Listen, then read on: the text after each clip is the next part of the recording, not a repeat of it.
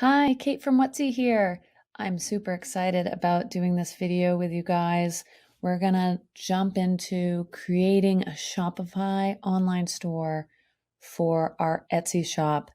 Now, if you haven't watched any of my videos before, I really focus on step-by-step action. This video is gonna be slow paced and really made for you to set up me on an iPad or other device or on another computer screen.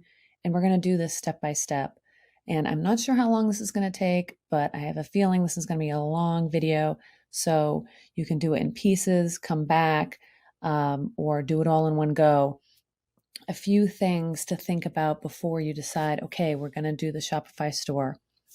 First, I would really appreciate if you went into the description and clicked through so you can be on the same page I am here, where we're going to be looking at the free themes.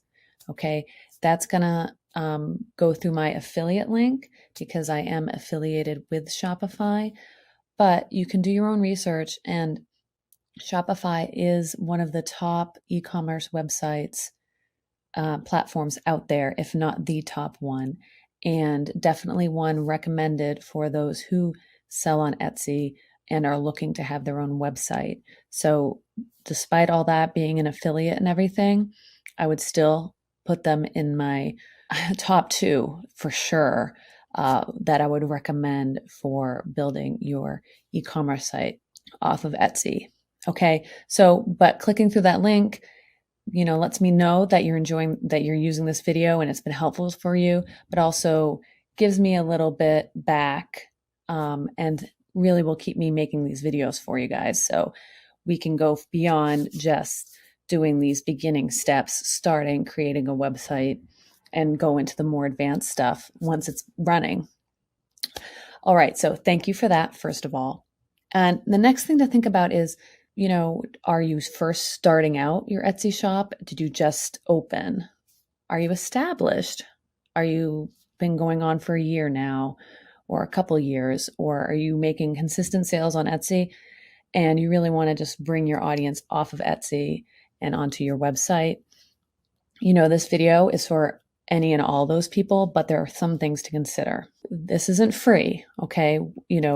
I try to make these videos so it's as affordable as possible when you're first starting out, and then you can grow from there, adding things that maybe cost more down the road to justify the expense. Okay, so just to be frank and clear, to publish your website on Shopify, that's going to cost you $29 a month for the basic Shopify online store. But that's a very good value for what you get out of it. And you'll start to see, as we start building the site, how much value you are getting out of that for that $29. But if your Etsy shop isn't making enough consistent sales to justify that expense, then you might need to think about another option, because there's lots of free options out there that you can use to start collecting and building your email list. And then once more sales come in for your Etsy shop and you feel like now you can justify the expense of building your website, then maybe you can move to something like Shopify. But I am always, no matter where you are in your Etsy shop journey, it's always good to have a website and to open it as soon as possible. Whether it sells items or not is really not relevant, but collecting emails and having a presence on a website where you're either blogging or something, directing people to your Etsy shop even, is better than nothing, because then you are establishing yourself with an online presence as early as possible and then building it from there. So that's my short little speech. And even if you aren't ready to necessarily open, Shopify gives you a 14-day free trial to start, so you can build your site, decide if you're ready to launch it for that expense, or maybe just put it on the side and come back to it later. There's lots of ways you can work with this to decide if it's the right fit for you. All right, so anyway, let's just get into it. The things I'm going to need before I get started is, I like to have my color palette accessible. And this just means my colors that are my logo or my brand colors, anything like that. These are my Whutsy brand colors. I have it on the coolers.co app, so I can reference it easily. And these give me all my web codes for the colors that I use so that I can use those in my website. The next thing you want to do is be logged into your Etsy shop. So once we start to import products, you're ready to go here. Also having any of your images, product images available if you have them on your hard drive, on your computer or on your phone or whatever. I really recommend using a laptop or desktop computer for this process of building your site and then moving on to mobile devices after once you have it built. It's just much easier on a bigger screen. But if all your pictures are on your phone or something like that, move them onto your laptop or desktop computer so you have access to all that stuff pretty easily. We'll be able to import everything from Etsy as far as images and product descriptions and everything like that. But you still, if you have other things like your logo or banners or other images that aren't on your Etsy listings, bring those over so you have them ready, okay? And then the rest of my tabs we'll get into down the road. So once you really have your color palette and your Etsy shop logged in, we're ready to go. So if you follow the link in the description of the video, it'll take you to this page where it gives you the options of the free themes that are available. There's no reason to pay for a theme unless, again, you can justify that expense and you really look at these and you don't think that they make a nice website. Now you hover over these and they show you the mobile view. And I am now adopting the policy and recommending it for everyone I design websites for, mobile first. If you look at analytics traffic on Etsy and most other websites, at least 50% of the traffic is mobile. Most of the time, it's around 60, 65%. So designing with that mind of the mobile site is going to be our primary website. So that's what we want to look for when we're looking at these. Like, you know, a desktop site that looks like this is nice, but then we look at the mobile site and it's like, I don't know, it doesn't draw my attention in the same way, right? So we want to look at those and decide. Again, all of these can be personalized and customized. You're not looking at these templates and then you're locked into that. In fact, these are all using the same template structure. So we could take this website and make it look like this one, no problem. And I'm going to show you how to do all that. The base website for all websites on Shopify now in their new 2.0, this video was made in April 2022. They have Shopify is upgraded to what they call 2.0, and Dawn is their base template for all their websites now in the new 2.0 themes. So I'm going to select Dawn just because that is the base of all the themes. So you're going to have everything in there. These other ones I haven't played around in, so I would assume they have all the features of Dawn, but they might not. So I'm going to go with Dawn. You, of course, can pick any theme here that you like, or you can pay for a theme. Or if you want to follow along with me and Dawn, you can, and then you can always change your theme. Shopify makes it so easy to actually change your theme. I mean, easy in the sense that you still have to go in and customize it. But once you've done it once, you can kind of switch over fairly easily. And it lets you customize a new theme kind of in the background. So you can have like the theme we picked today and customize to start with, and then you can work on another one in the background. And once that's ready, you can launch it and replace your old site kind of all in one go. So I hope that makes sense. So I'm just going to click on Dawn to get started. And then it gives us a preview of the theme. And I highly recommend just opening the preview and taking a look at it. There's a pop-up here. Those are always helpful. And you can kind of see how the images work on the layouts, how it's a very clean kind of look. You can look at the footer here. And then again, and here you're given the option to look at it in the mobile site as well. So you can see how it looks on a mobile site. Okay. And again, all this stuff is customizable. We can change, and I'm going to walk you through all that. So once we've decided this is the one, we're going to go with try theme. And here is where you sign up for your 14-day trial. Okay. So what you're going to do is you're just going to click sign up now. put in your email, password. Let's see, I'm just going to put in password, and now store name. This is going to be your Etsy shop name, unless you have a different brand name than your Etsy shop. Okay, and you put it again here, and it just searches, says this name's already taken because I've made another store. So I'm just going to do 1, and it checks, and that's okay. This doesn't necessarily matter too much what you put in here, but when you log in, this is the information you're going to need for your login. So if you don't want to look at it all the time, pick something you want to look at all the time, and helps you stay organized if your shop name's taken. But if you should probably just put your Etsy shop name in there and then click create your store.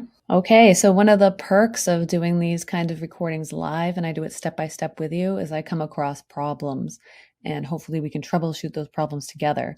So on the page I was just on, I wasn't able to create an account. I don't know why, but I figured I'm going to try a few different ways, and then I shut off the recording, and I'm back now. So go back to Shopify, and I have the new link in the description that'll take you to this page that I'm on now, and we're going to do this here and do the start free trial here. Password, let's put a password here, and then this is where you put in your shop name for your Etsy shop name. So I'm going to do that and click create your store. There we go. That's what's supposed to happen. So hopefully if you had the same problem I did, this solves that problem. And now it's just loading up. It might take a minute. And then it kind of asks a survey. Most of this stuff is just for their information. It doesn't really, you don't have to fill this out, but you can go ahead. Let's see.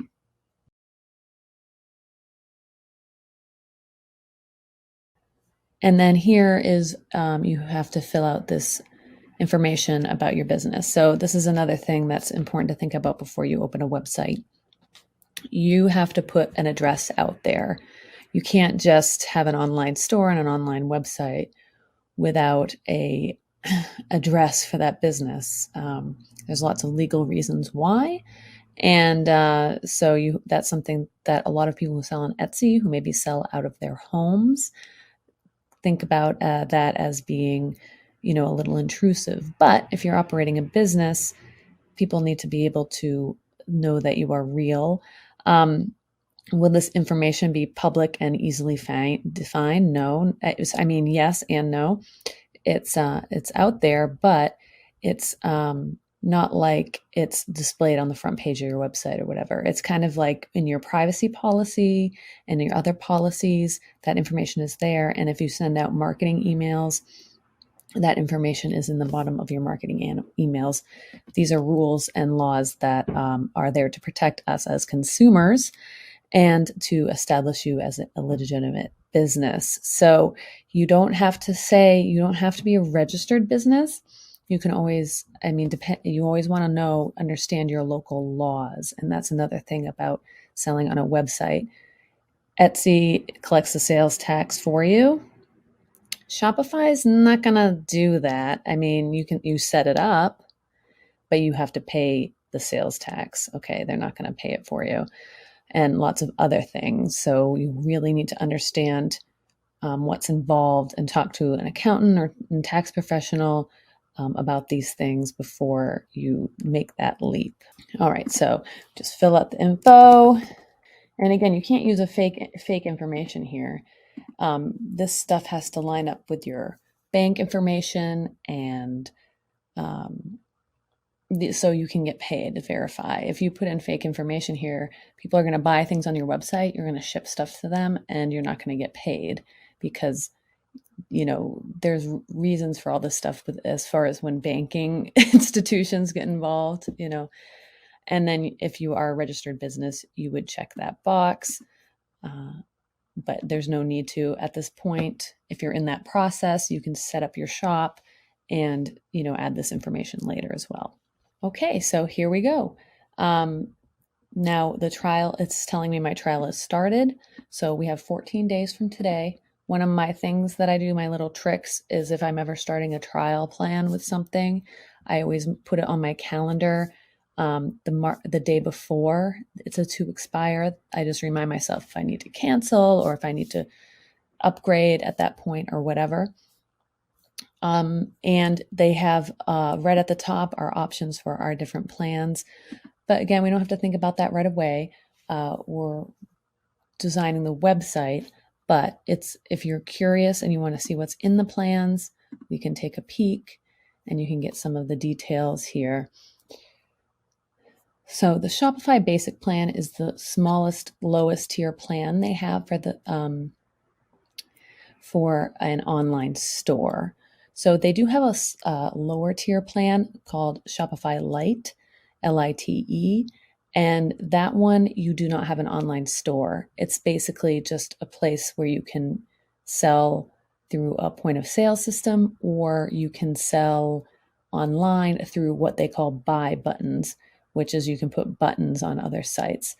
But we're going to talk about building an actual website today. And you'll see the different tiers of plans, and they can go up quite expensive. But most of us are going to just fall under the basic plan, especially starting out. And you'll start to see the fees involved, okay? So the payment processing fees, okay? This is what you pay when someone buys something off your website, is that payment processing fee. Etsy has that, anytime you take someone's credit card and process that, you're paying that fee. That's pretty hard to avoid. So this is not out of line. This is the same fee that you would pay on Etsy for payment processing. Now we know Etsy has transaction fees and a ton of other fees on top of that. For a Shopify, this is the only fee as far as transactions go, is this payment processing fee. And as you see, as you upgrade your plan, that fee goes down. So you are paying more for the plan, but if you're doing a lot of volume, upgrading might end up saving you money in those fees. And then they do their own shipping labels as well, much like Etsy does. You don't have to use them, but they do have them available. And again, when you upgrade, you get some more options with that. And then this is what you get with the basic Shopify and advanced plans, all these things. So you can see there's tons of features, even just with the basic plan.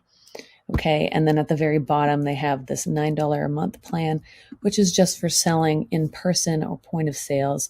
So if you're only doing Etsy and say you're doing art fairs and you don't want to pay the Etsy transaction fees when you're selling at an art fair, when Etsy has like a point of sale system. I think they set up with Square or something like that. I don't know that much about it, but this light plan might be a good starting point for those who want to, possibly have a website on Shopify someday, but they're not quite there yet. But they do a lot of selling in person and would like to use the features of Shopify with their point of sales. And that's $9 a month. Okay. So that's the plans in a nutshell. They haven't really changed their plans much, so I don't expect this to change. And then they give us the date that we need to cancel by so we don't get charged, okay? All right, so the next thing we need to do is I'm going to go back to the main page so you don't get lost here. It's very easy to get lost with all the things to click on. So if you ever need to get back to the home, you can click home, okay? And there is a walkthrough with the set up your store. They say add a product, customize your theme, add a domain. We're going to go a little bit of a different route. We're going to set up the things that we need to set up first. So what we're going to do is we're going to go down here where it says settings. And first thing we're gonna do is do a password on the store. So I went to the wrong place. So again, I'm already lost. See, okay, close that out. We click online store and preferences. And we scroll down and you can see there's a password enabled on this page. Okay, so that means if someone goes to our Whutsy demo store.myshopify.com website, they find it, it's going to be protected by a password. Okay, if you want to preview our store, we click the little eyeball and you can see this is our store right now. Nothing's in it that they put in demo content, but that's a starting point. Okay, so the password's on. The next thing we're going to do is we're going to set up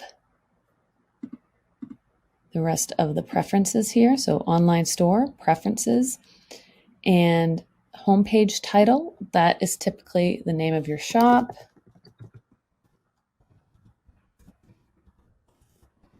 Okay, and then the homepage meta description.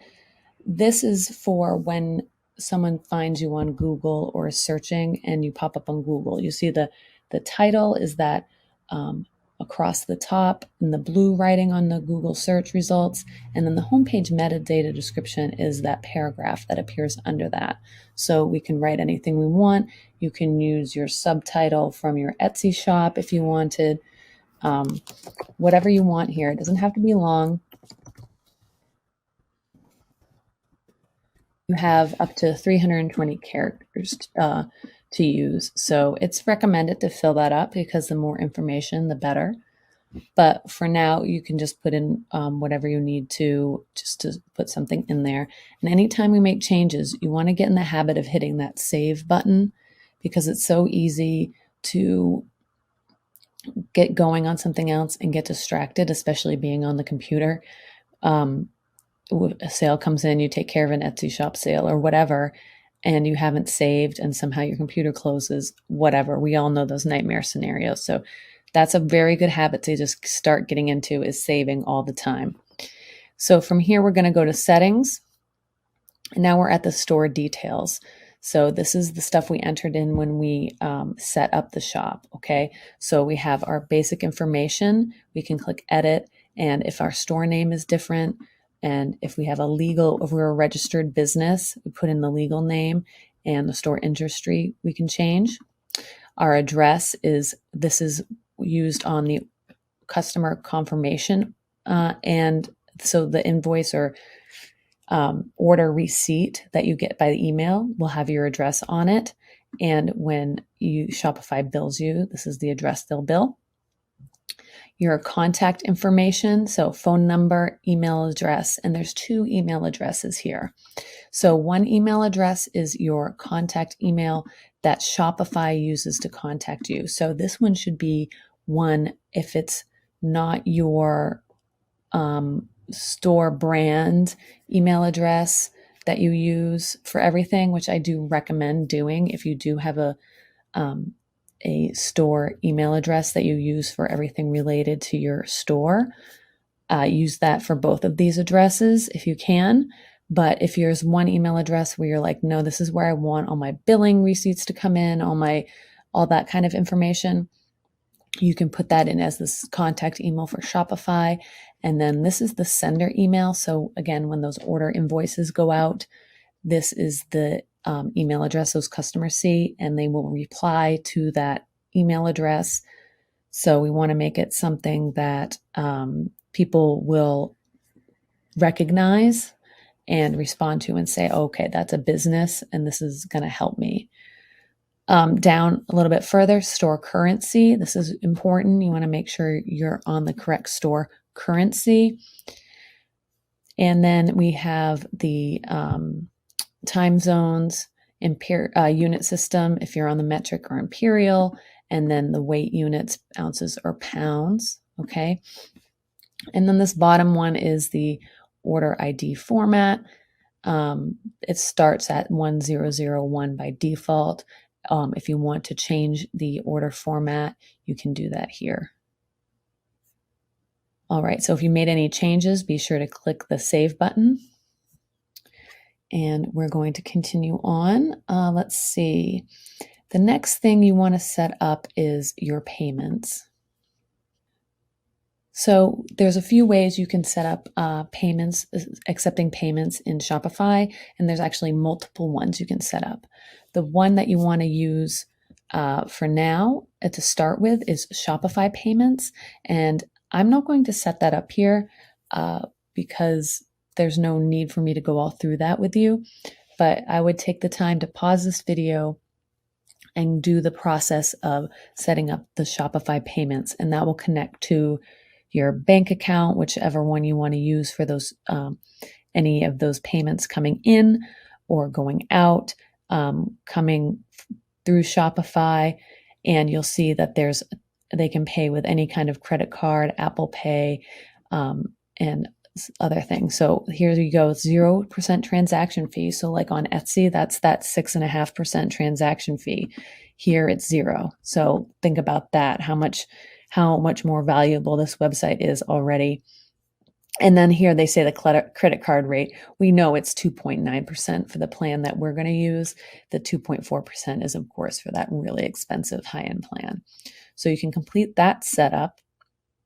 And Shopify payments is going to be the best and most efficient way for accepting payments on a Shopify website. Your first transaction that comes through, it may take up to 2 weeks for that payment to come through. I think my first one was a week or so because there's a lot of information they need to verify before that payment goes through and goes to your bank account. So you will see a big delay on that first transactions. But once that first few transactions gone through, you'll see the payments coming in much quicker. You can also add additional payment methods, and you can set up PayPal. If you set up a PayPal business account with your business and everything, you'll want to set that up first, and then you can connect to PayPal and accept payments that way. You can set up Amazon Pay. That one, I think all you need is, you might need to have a Amazon seller account to connect to that. That one I'm not too sure, but if it's something that you think your customers might find useful to pay with Amazon Pay, then you can add that. And there might be a few other payment methods options here. Let's see what else comes up.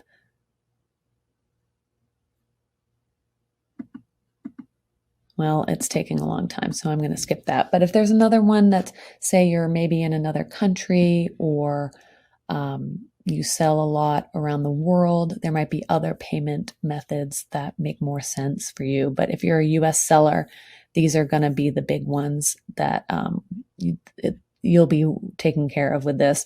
I mean, think about it. How else would someone pay? I think all the ways someone would pay is on here. And then you can also add manual payment methods.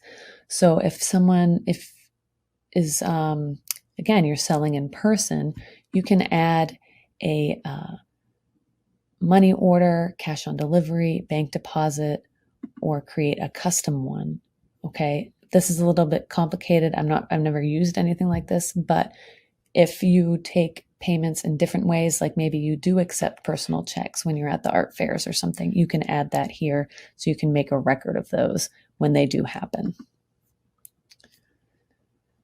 Okay, and next would be, we'll just go ahead down the line here and we'll look at the checkout. So in the checkout section, they give you the option for customer accounts.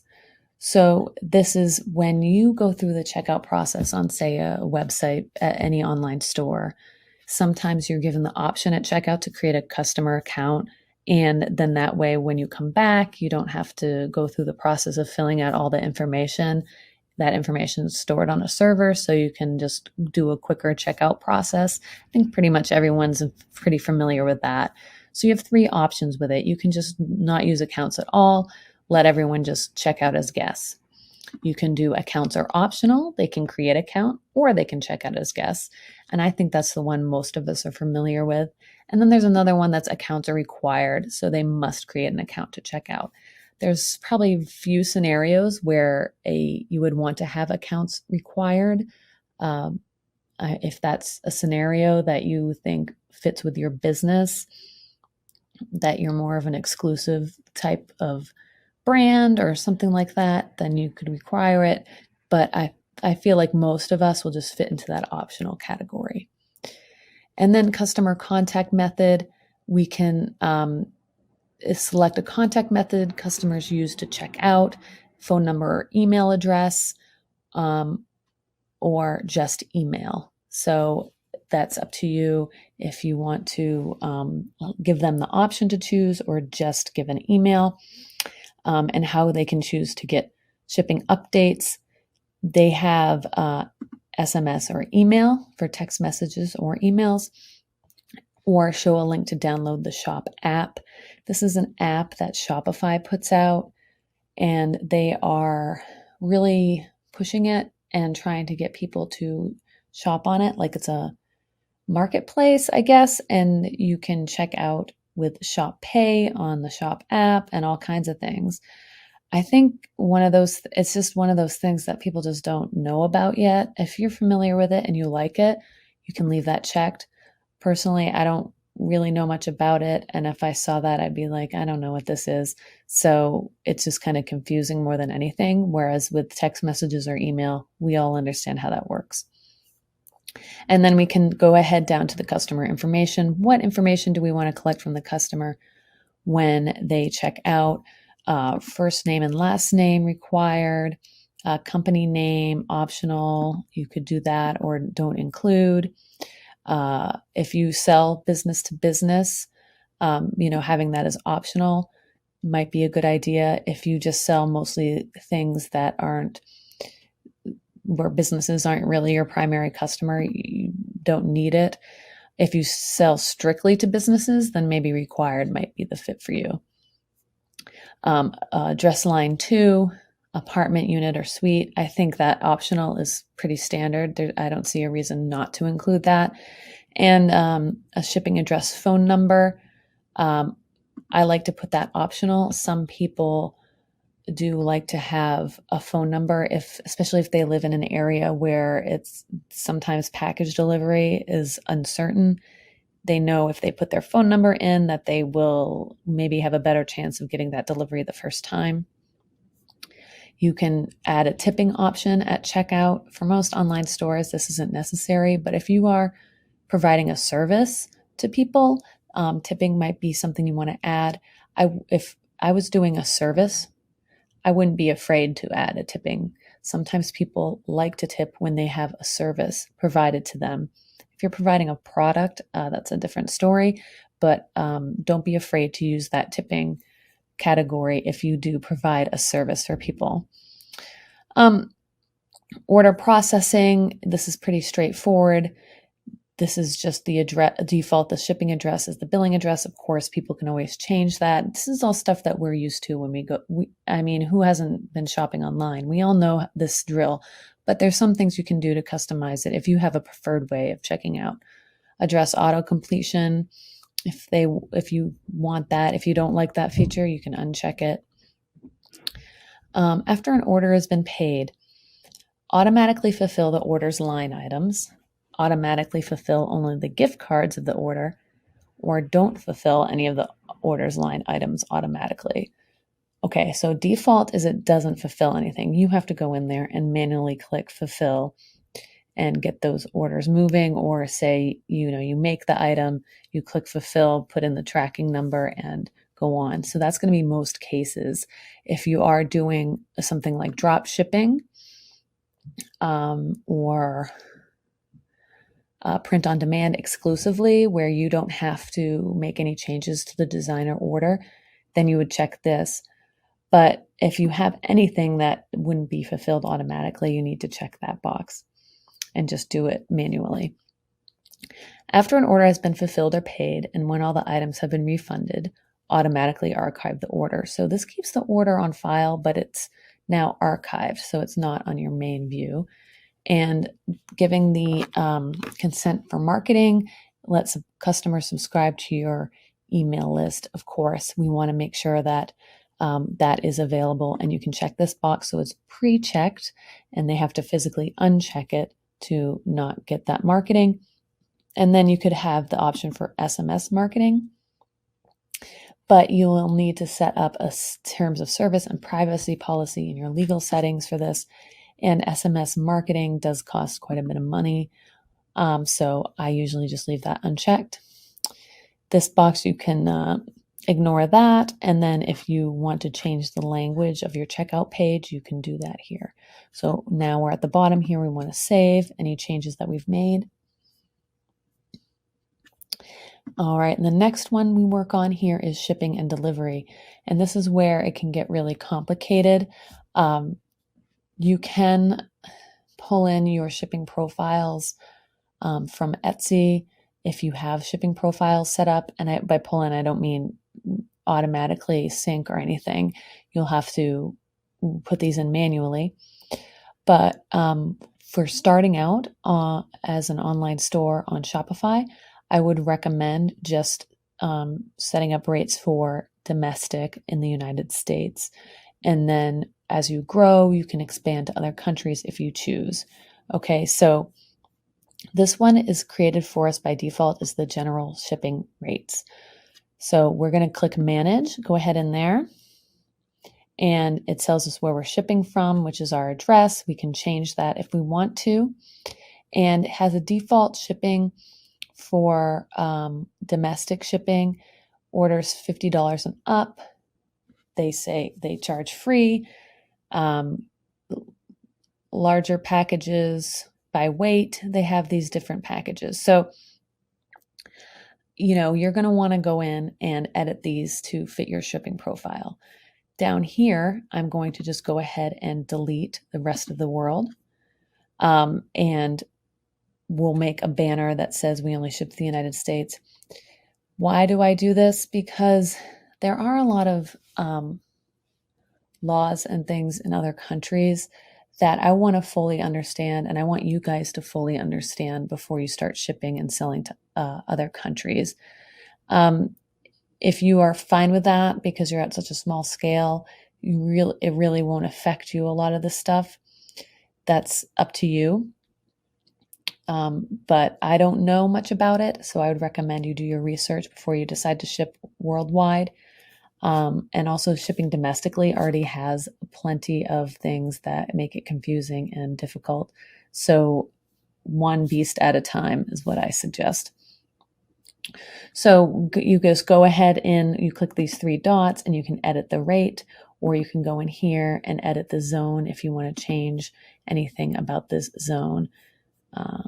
We can go down to United States here. You see, and then you can open up the states, and you can even exclude states if you want to. So like shipping to Hawaii or Guam might be more expensive and might need to be in its own rate. You can absolutely do that. If you want to set up a pickup option, I believe that's available as well. Let's see.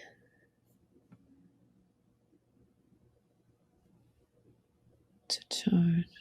Let's see. Create shipping zone. No, I don't think the pickup option is in here. Anyway, so you'll want to go ahead and set up your shipping profiles. Now, there is a note here that says to charge different rates, only certain products. You'll need to create a new profile in your shipping settings. So let's go ahead with that scenario. Oh, and I forgot to save, which it did remind me. So you always want to keep saving. So we'll go to shipping settings here. All right. And then delivery methods at checkout. Manage how customers receive their order. So shipping, we have that general shipping rate. Local delivery, here it is. So we can offer local delivery. We just click on this. This location offers local delivery, and then you can choose a delivery radius if you want, and what that radius is, the price charge, etc. If you want to do that, it's so cool. Etsy doesn't have anything like this. And then there's also a local pickup option.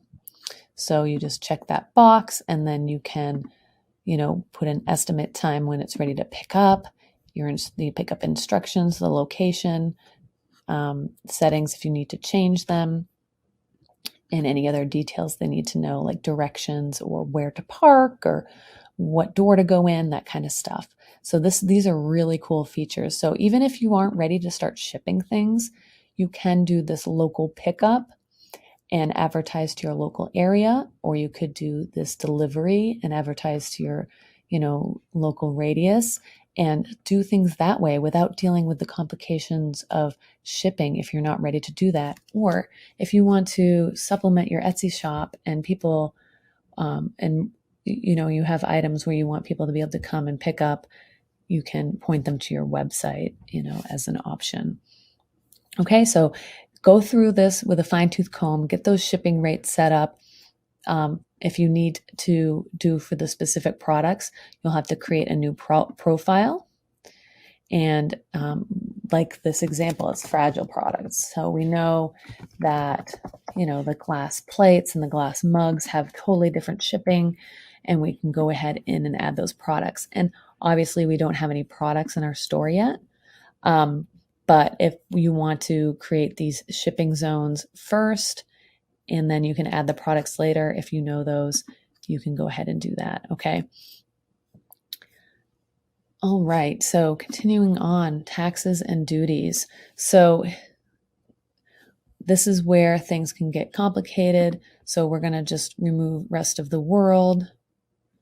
We don't have to remove it because we've already removed it from the shipping settings. So it's once someone from a foreign country gets to the checkout, it's going to indicate to them that we don't ship there. Because see here, to get Shopify to help international customers avoid unexpected fees, what can happen is there's a custom tax or VAT tax or duties that come through, and then they have to pay those fees to even pick up their package. This will help estimate, and you'll see this is going to be a very expensive plan. So another reason to really avoid shipping worldwide when first starting out, and then you can kind of grow from there. All right, so let's click on the United States. So if you want to collect sales tax, this is where you will set that up. Now you'll have to talk to a tax professional accountant in your area that can help you understand what sales taxes you need to collect. I can't help you with that. Everywhere is different. Even states are different, and then there's localities that are different. So you need to fully understand the rules in your area, and understand those different sales taxes. So they have lots of references and information here that you can read. And then there's tax overrides, because there's certain products that maybe don't need to collect sales tax on. If it's a digital product, for example, there might be certain exclusions in your area, or if you don't charge sales tax on shipping rates or for different just destinations, there's lots of stuff. So this is something that where you're like, okay, pause the video, get this stuff figured out, because you don't want to spend all your time designing a store, building a store, putting all your products in here, and then realize that you don't understand how the taxes work, and now you're not going to be able to launch your store. Do this first so that you understand it, and then it's worth it for you to go through all this before you spend the time building the site, okay? If you want to wait to actually sell items and you want to just start building a site to collect emails and start blogging, I think that's a fantastic idea too. So don't exclude that as an option if this is all too overwhelming, okay? Because I know this is a lot of information really early on and in the beginning, but it's all very important. And then you can kind of understand, okay, that's why people sell on Etsy, because you don't have to worry about a lot of this stuff. They take care of this. And that's what that transaction fee is really doing for us. I mean, not only exposing you to the marketplace, but they are doing a lot of this paperwork for us, which now, as a legitimate business selling online, you have to do. All right. After taxes, let's see, we did the payment gateways. If you want to add staff, you can do that here with users and permission. So if there's someone that you know is going to be working on the website with you that works with you, you can add those people here. On the basic plan, I think it comes with 1 staff member, maybe 2. So just something to keep in mind. Let's just check that real quick. See how many staff members you can have on the basic Shopify plan. Okay, so you can have up to 2 staff members, okay? And that's not including yourself. I mean, if yourself is the main login, then you can add 2 people besides yourself. Okay. All right. So that's the basics of this setting up in the back end, if you will, of the Shopify store. Once you get that stuff in there, the other things that is really important to do is your policies. You need to have these policies to sell anywhere online. So you can set up your store without policies. You're going to run into legal issues. But if you want to sell on like Pinterest, if you want to sell on Instagram shops or Facebook shops or anywhere else, you need to have policies. They will not approve you. So they have, what's great about Shopify is they have these policies here and they have a template for you. So here you go. The template pops in and it puts in your email address, contact info, and everything like that. So you can put this template in and you can read it and then edit it for what you need. You can also go to your Etsy shop and copy and paste your refund policy there, your return policy, and put that in here, or just change the language of this template. And then you can go down here to the privacy policy and you can edit this as needed. It pulls in your information. See, it adds, it has these little things that's, places where you need to insert information if you need to. Okay. And then the terms of service, there's another template here. You will want to read all this stuff. Okay. And then the shipping policy, they don't have a template for you, but you can, this doesn't have to be that involved. Basically you put like, most items ship within 7 days of ordering. We use USPS first class for our standard shipping rates. And you can, I honestly recommend going to other online stores and seeing what their shipping policy page says. And I don't think you should copy and paste anything, but you can use it as a guide for what yours should be. Okay, and so once you get all that information filled out and you see how it looks and it makes sense for you, click Save. And that's going to be the main setup for the store. There's a few tabs we didn't go into, but I encourage you to go in and explore those. But the ones that are most vital for the online store, we've got done. Okay, so we can go ahead and click the X here. And what you want to do is click on Online Store under your sales channels. So the sales channels, this is basically where you are selling. And you may think, well, it's an online store. Where else would I be selling? Well, the power of Shopify allows you to connect to, like I said earlier, Pinterest, Facebook, TikTok. We also have Instagram and a few other places. So that's really the power of Shopify and what that gives you. It gives you more than just an online store. It connects you to all those other sales channels. We're not going to worry about that right now. What we want to worry about is getting up a basic website that we like and, we can be happy with. So I'm going to go ahead and pause the video right now, and I'm going to come back and we're going to add products from our Etsy shop, and we're going to design a beautiful website. Okay, so real quick tip before we go ahead and start adding products to our store is I really recommend bookmarking this page. You can be at the home page here, and this is where you will log in to your store to get back in here into the screen through this link above. So it's your store name.myshopify.com/admin, and that will take you to the login. And it can get confusing if you don't remember which login you used. So just make sure you have that stored away.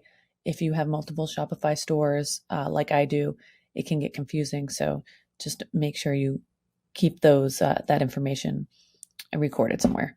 Okay, so what we're going to do is we're going to import products in 2 different ways. And these 2 different ways are simple, and it's what's going to help, depending what scenario you're in. The first scenario is you don't have any products yet. Maybe you are building your store at the same time you are building your Etsy shop, and you haven't put items in your Etsy shop yet, but you're in the process of it, or you are just building your store first, and then maybe you're going to do Etsy. I mean, there's a lot of scenarios, or maybe you don't have an Etsy store and you're watching this video just because it's a good walkthrough of how to set up Shopify. To do the design properly of a website, it's nice to have product and images in the design to just guide you.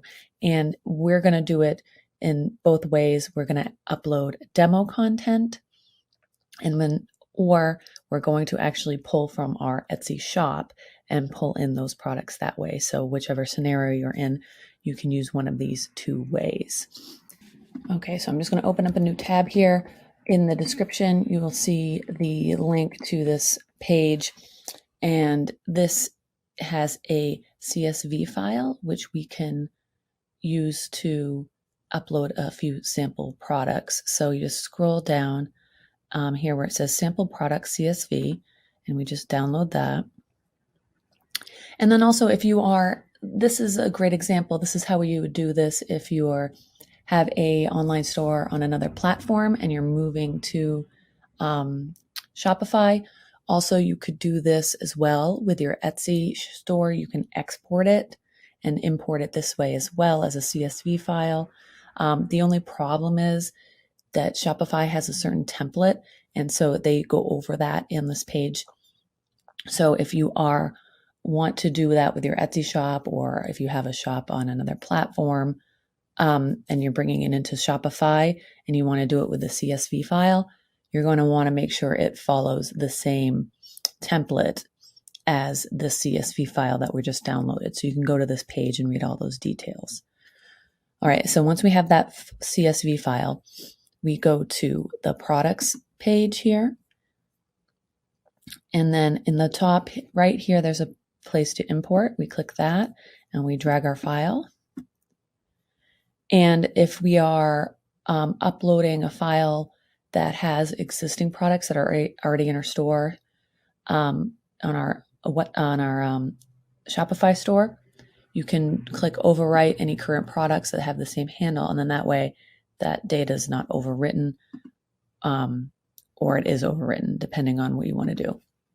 But we don't have anything in our store, so we can just click upload and continue. And this is just to check make sure that this is the everything in the spreadsheet is accurate. The title is a title, the product status, type, everything else, the prices and things like this. This stuff you can always change, but it's just if you see like maybe the variant small is showing up here as the title, then maybe there's something wrong with your file, and you can go ahead and edit it before you import. So make sure that all looks good. You click import products, and that goes ahead and does that. And there was just 3 products in that sample file, so it's pretty quick. If you have a lot of products, it may take a bit longer. So you can see that seemed to work out pretty well. It worked out pretty quickly. But again, the spreadsheet was in the correct format. It was, a sample one created by Shopify. So it shows all the different examples of types of listings and how that works. So we can use these examples for our creating the design in our shop if we wanted. Okay, so if you want to go with the spreadsheet route, you can go ahead and do that. I'm going to delete these, and I am going to import using a different way right from my Etsy shop. Okay, so the program I'm going to use to connect my Etsy shop to Shopify is a program called Vela, Vela.com. I don't have affiliation with them at all.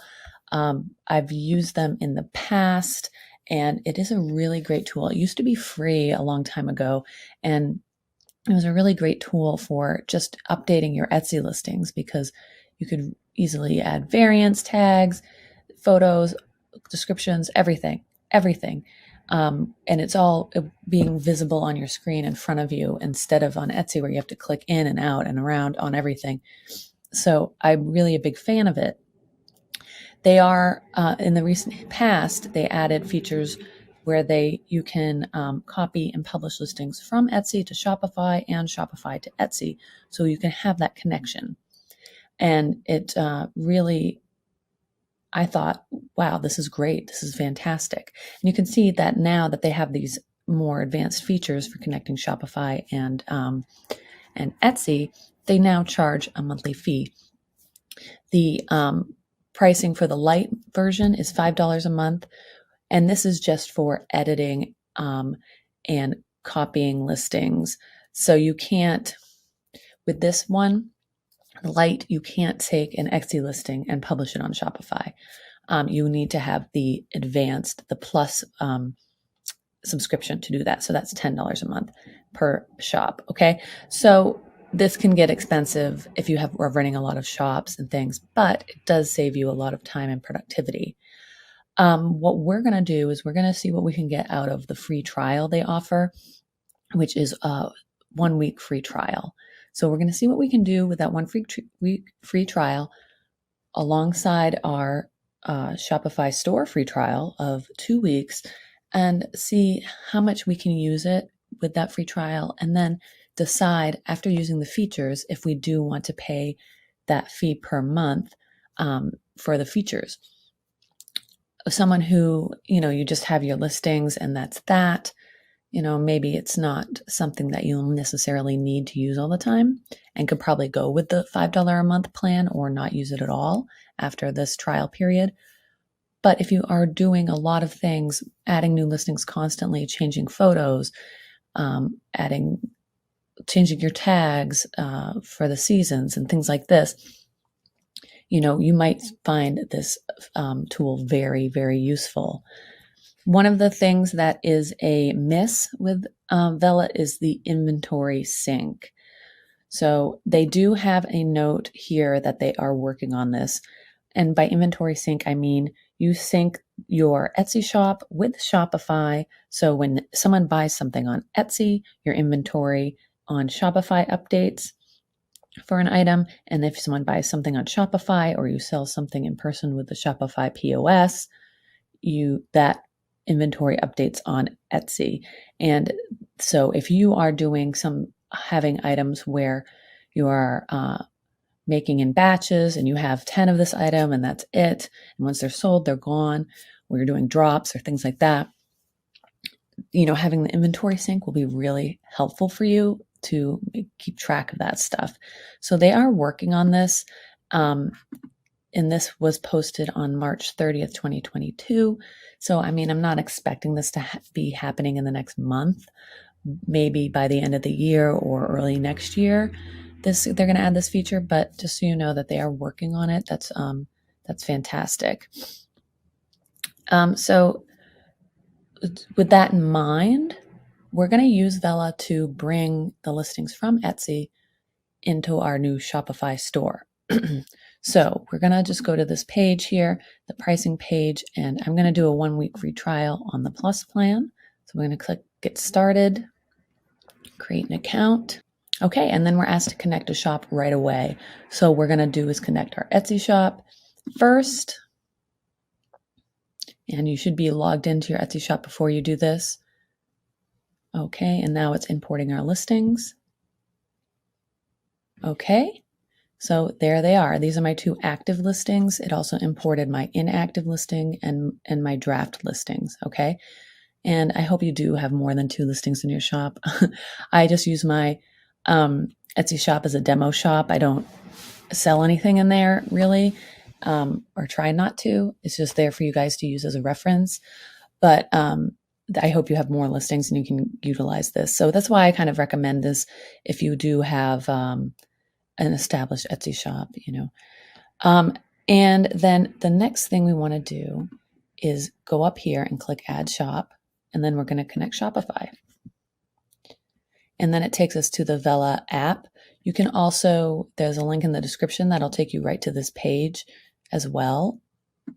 So, okay, and then we're just giving the app permission to use all this data. Okay, and I have no listings, no draft listings, nothing archived, nothing copied. Okay, so there we go. This is not a training video on Vela as a program, but they have lots of really great tools in here for your Etsy shop. So even though what we're doing is pretty basic and will take only a few minutes, you should look into using some of the tools for your Etsy shop and see if you like it. All right, and so we're going to go back to our Etsy shop. And what we're going to do is select our 2 listings, and we are going to click on this copy icon, this duplicate icon, and then we're going to click on our Whutsy demo store. And there we go. It says listings copied to Whutsy demo store. So I'm going to go up here and look at Whutsy demo store, and here they are. Okay, so now here is where I can go ahead and make changes if I want to, or edit, or anything else. Like, because if you have a ton of Etsy listings and maybe you have duplicate listings and everything, you can go ahead in here and there's lots of features you can do. You can delete maybe ones that you don't want to put into Shopify. You can merge 2 listings together. You can edit. Lots of features, but we're just going to publish these as they are to Shopify. And so we have this upload type icon, and you just publish, or you can send them to your store as a draft. We're just going to send them as published listings. And this is another thing that takes a little bit of time, but to be honest, you know, this is fairly fast as a process. Okay, says listings are published. All right, and now that's showing here. So you can see that Vela is a great dashboard for editing listings on both of your stores at the same time. So you can not just copy and publish listings, you can edit listings, and you have everything on your screen right in front of you. So you're not having to go back and forth to Etsy, to Shopify if you're working on these stores at the same time. So I really encourage you to use that trial to its fullest and see what you can get out of it, and see if it's the right a good product for you to use. Okay. So what we're going to do now is we're going to go back to our store, and it doesn't show anything here. Well, we haven't refreshed the page, so we got to refresh the page, and here we go. So now we can see we have our product name that was from Etsy, and how much is in stock and all this. So these are print-on-demand items, which you can have pretty much unlimited stock if you want. And so I don't necessarily need inventory for these, but I do that on Etsy because Etsy requires you to have an inventory.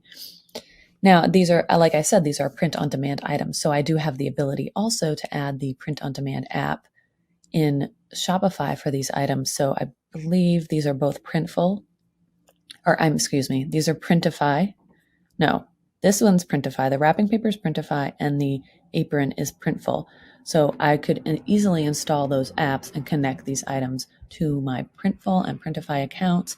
And now orders from my Shopify store will go to those apps as well. And that very easy to do.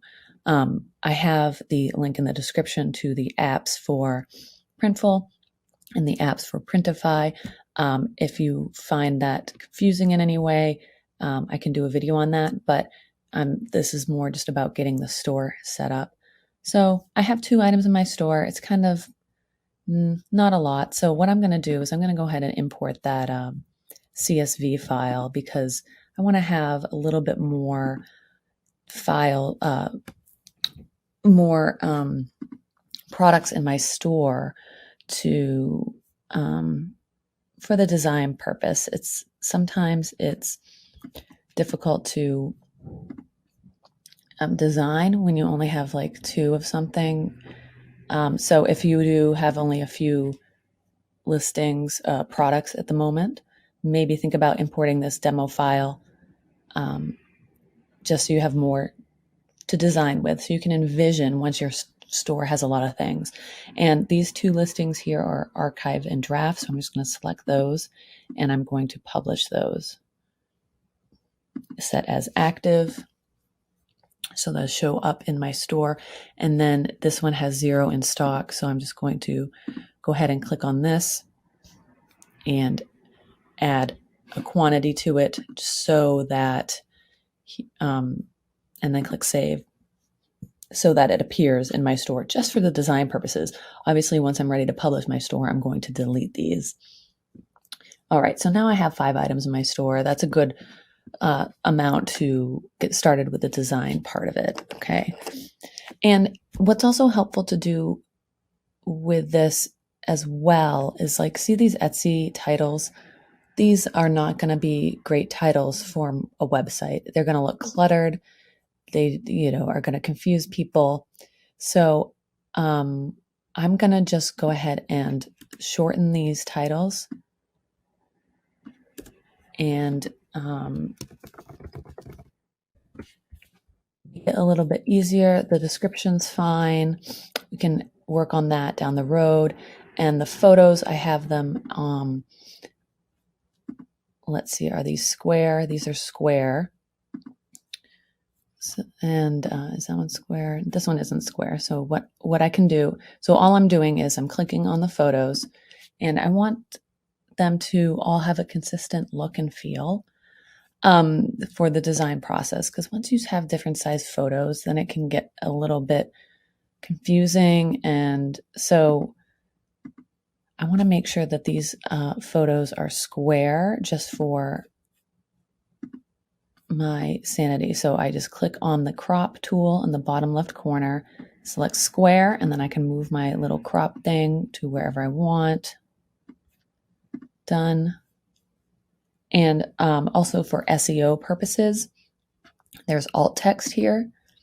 And this is the text that search engines will read, and it also will show up for people who are visually impaired to describe the item. So you should fill in all your photos with alt text.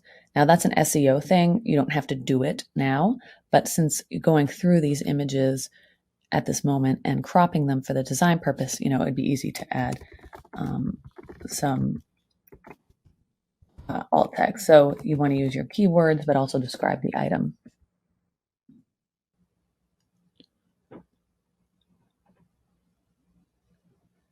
Okay, save alt text. Go, and then we do the next one. I want to crop it square.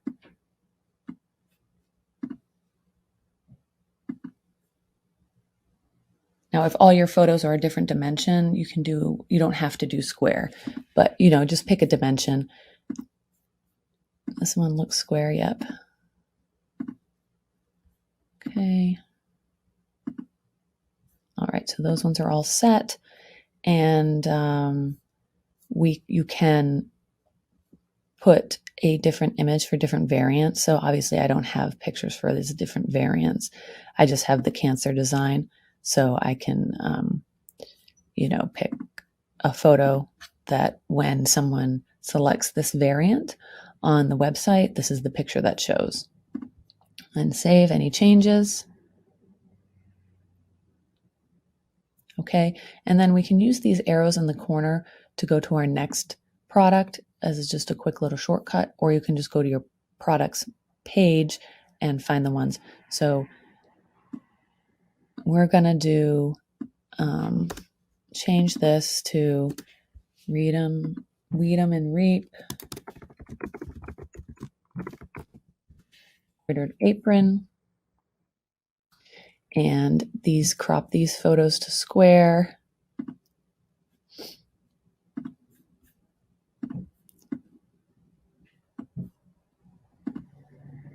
Add alt text.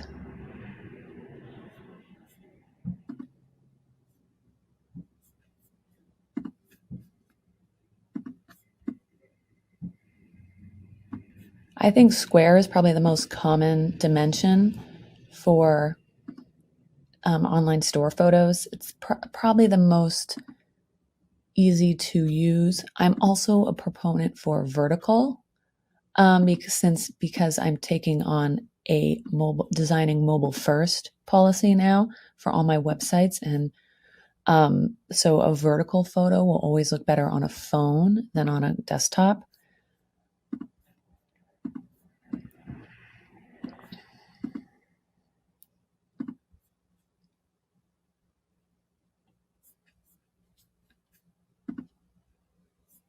Okay.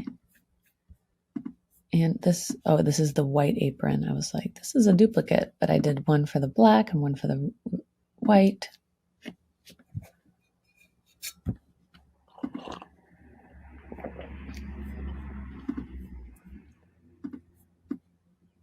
And this one's a little tight, but that's okay. It still works. And you don't have to use all your Etsy photos in your Shopify listings. If you have sometimes in the Etsy listings, we do like explainer photos, that say like, oh, sign up on our website for a coupon or something like that. You don't need to have those. So those are all changed. And then we can associate variants with a photo. So we'll do that photo for the black and this photo for the white. Okay, save. Okay. And then the example listings are fine. Nothing I really need to, the photo sizes on the example listings are all these horizontal. So I'm just going to go ahead and crop those so they're all consistent. And you might be saying, I don't want to crop all my pictures. This is really time consuming. You don't have to. You don't feel like you have to do it. I'm going the wrong way here. Previous. There we go. I just know the look I want is going to be square dimensions on my website. You don't necessarily have to crop these. There's ways to do it in the design. But this gives me more control about what part of the image is shown. Okay, and then we'll do the last listing. And again, if all your photos are this horizontal dimensions fit for Etsy, you can just keep them all the same. It's really just consistency that is most important.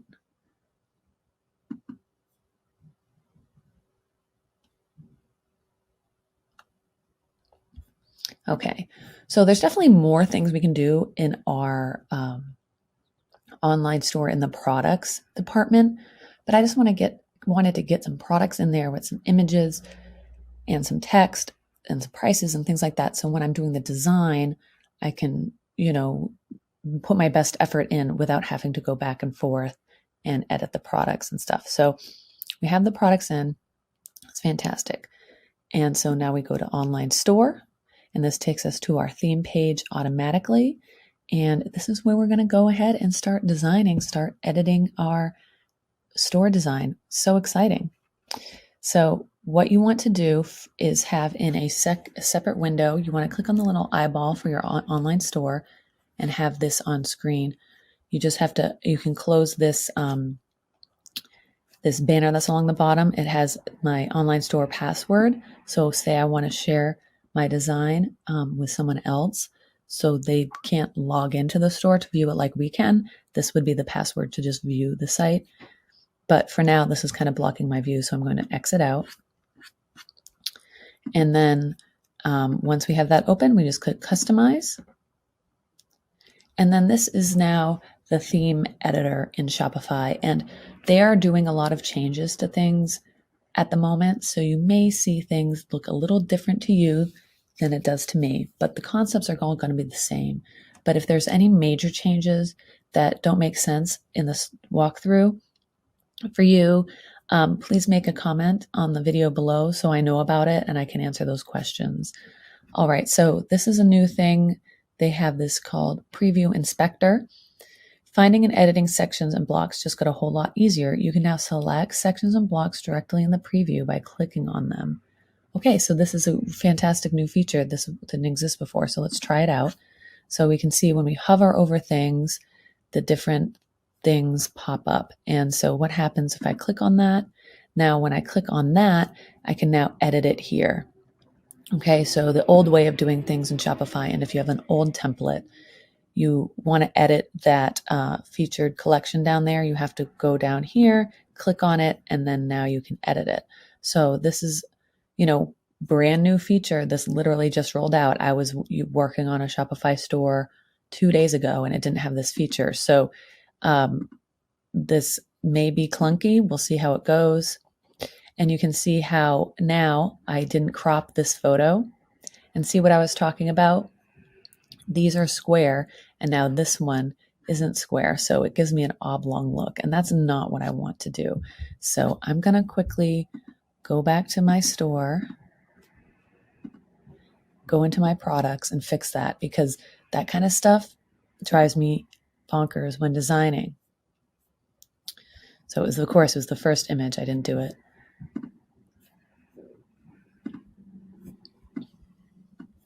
Okay, done, save.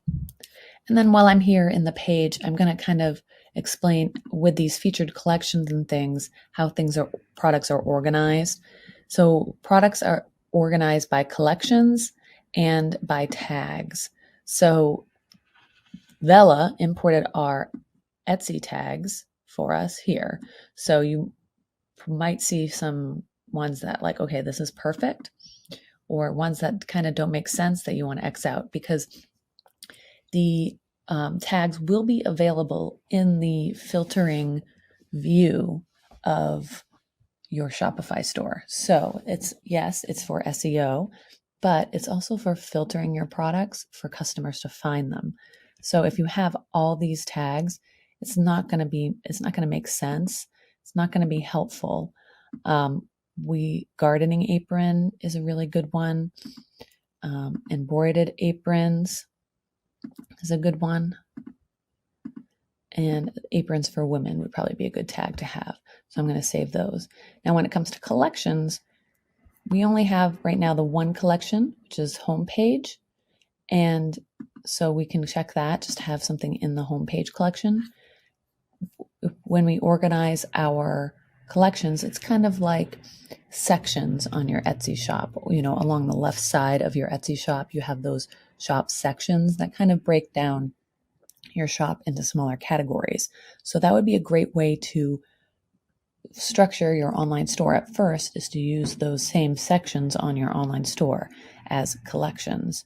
So to do that, you would go to collections and then simply create collection, and aprons would be one collection.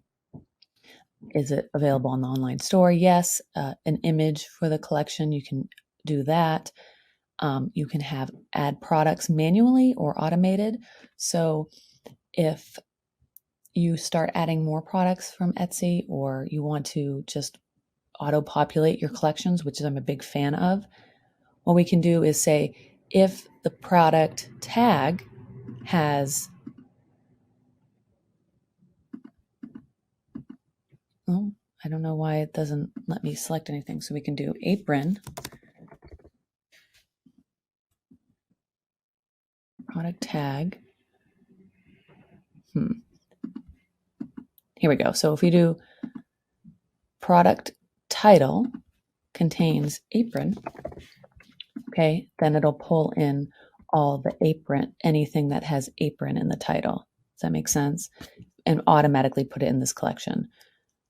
Let's see if we can, it'll let me do the tag. See, only will let me do if the tag is equal to.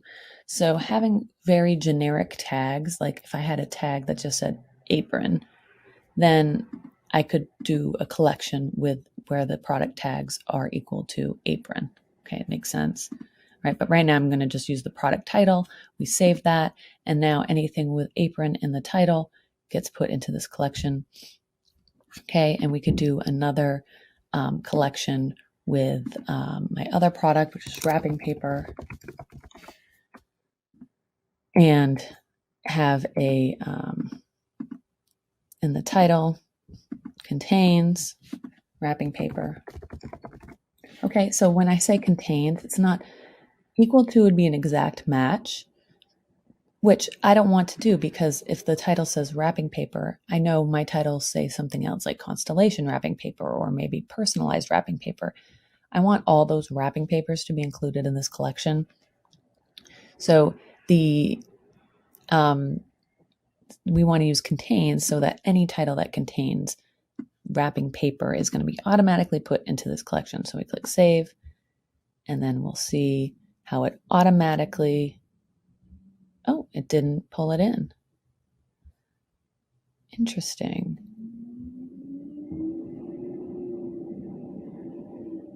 Now let's find out why. Let's go back to products.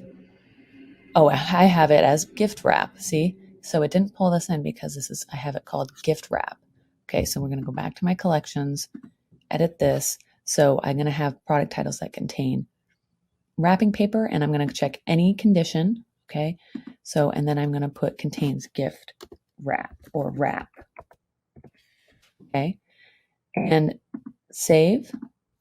So if it meets any of these conditions, it's going to be pulled in, and there we go. So the gift wrap gets pulled in, and that's that. You can also edit SEO, but this isn't an SEO video. I'll do another video on Shopify SEO, but just as a rule, anywhere you can edit something or add text or add a photo or whatever, do it, and make sure that has your keywords and a good description of whatever it is, clear and concise. Describe what your item is and, do some keyword research so you're using good keywords. That's really all you need to know for SEO in a nutshell. Okay, so now that we have a couple collections set up, we're going to go back to our online store editor. So to get back, you can click online store, customize. I have this open in another tab, so I'm just going to go ahead and do that. And you can see it auto updates for us. Now that picture is square. Fantastic, right? Okay, a couple other things. So we have up here, so it looks like we can deactivate the inspector. So if you find this getting annoying, we can deactivate it if you're used to doing things the old way, but I'm going to keep it active since this is a new feature.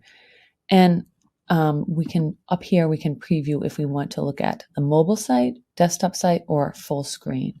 So this is a great tool to use constantly throughout your design process to make sure things look how you want them to look.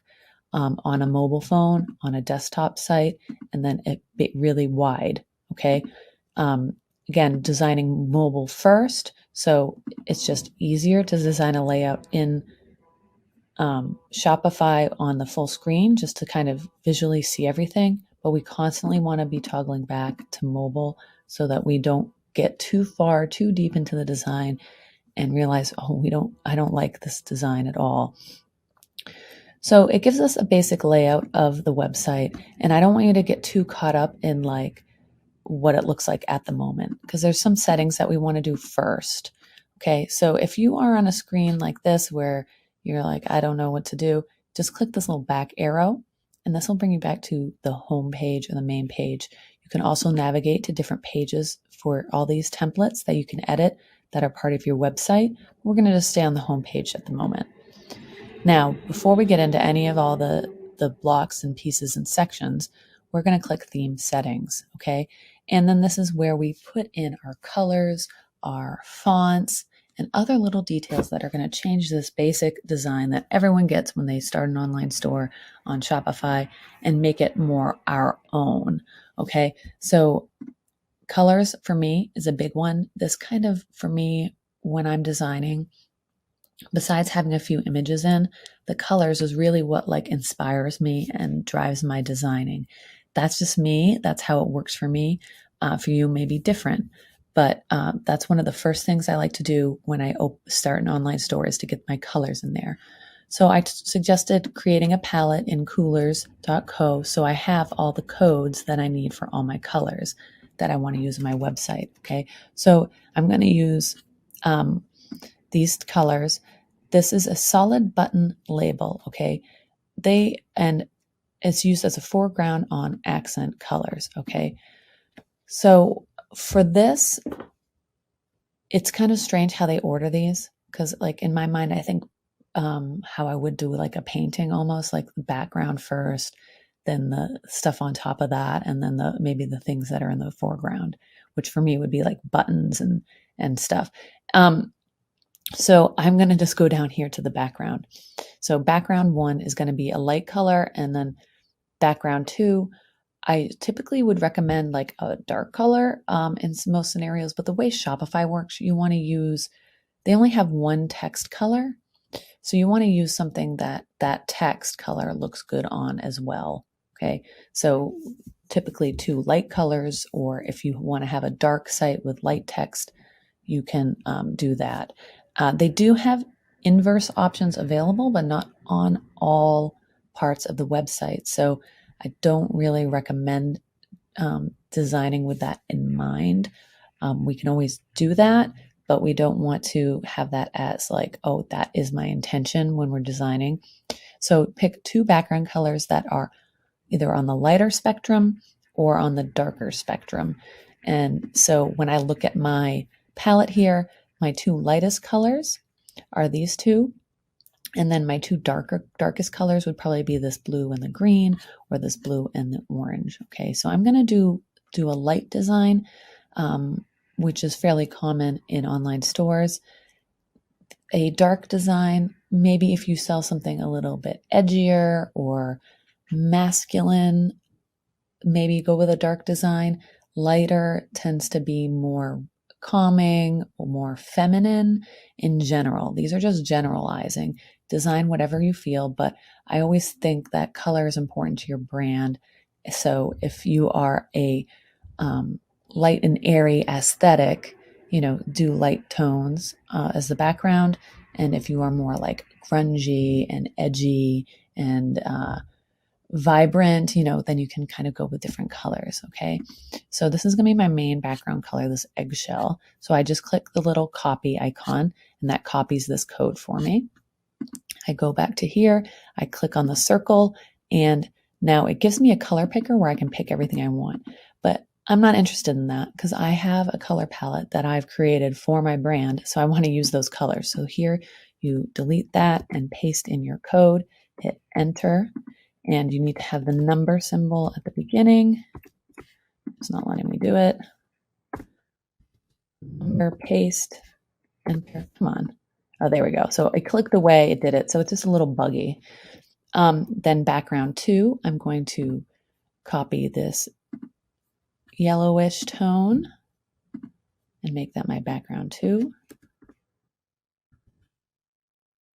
And then if I click away, click away, it just does it for you. Okay. Now, background gradient.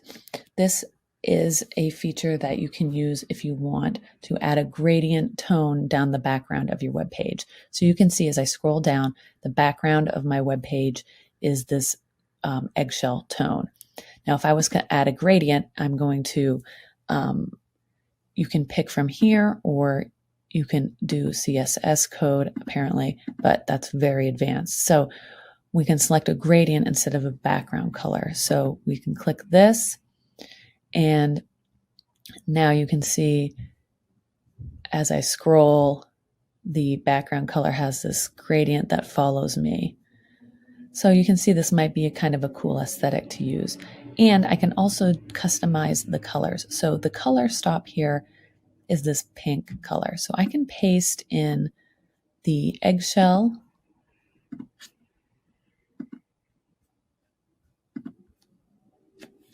tone, right? And then I can click the other end of the spectrum, which is this light blue, and I can put in my other light tone. Here we go. And there it updates. So now it has my same colors, but it's a little more dynamic. As you see, I scroll, it kind of adds a little bit of flair to my website already. You know, it's pretty amazing what that can do. Now, this is kind of a specialized feature. I wouldn't recommend it for most shops because it's almost distracting. But if you have a fun brand that this makes sense for, then,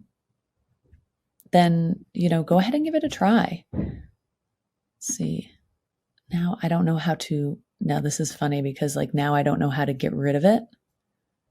Here we go. Okay, remove gradient at the bottom. Okay, so we want to make sure we remove that because if you don't remove it, then it just will stay whatever color and you can't fix it. So, and you can do that with your first background and then your second background, which is your accent background color. And where does the accent background color get used? So you can see here, these are my collections that we made.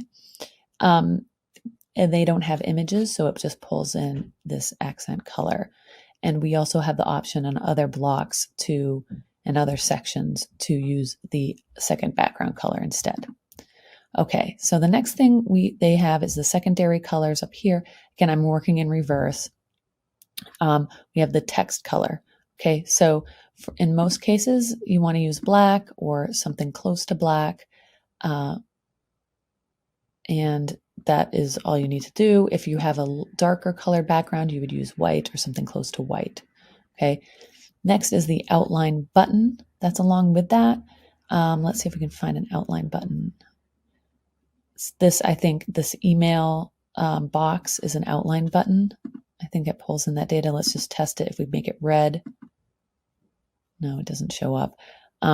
We don't have all the stuff on here, the content where the stuff would be used, but we have our recently selected already in here. So I can just click black that I used for the text and we'll just keep it at that.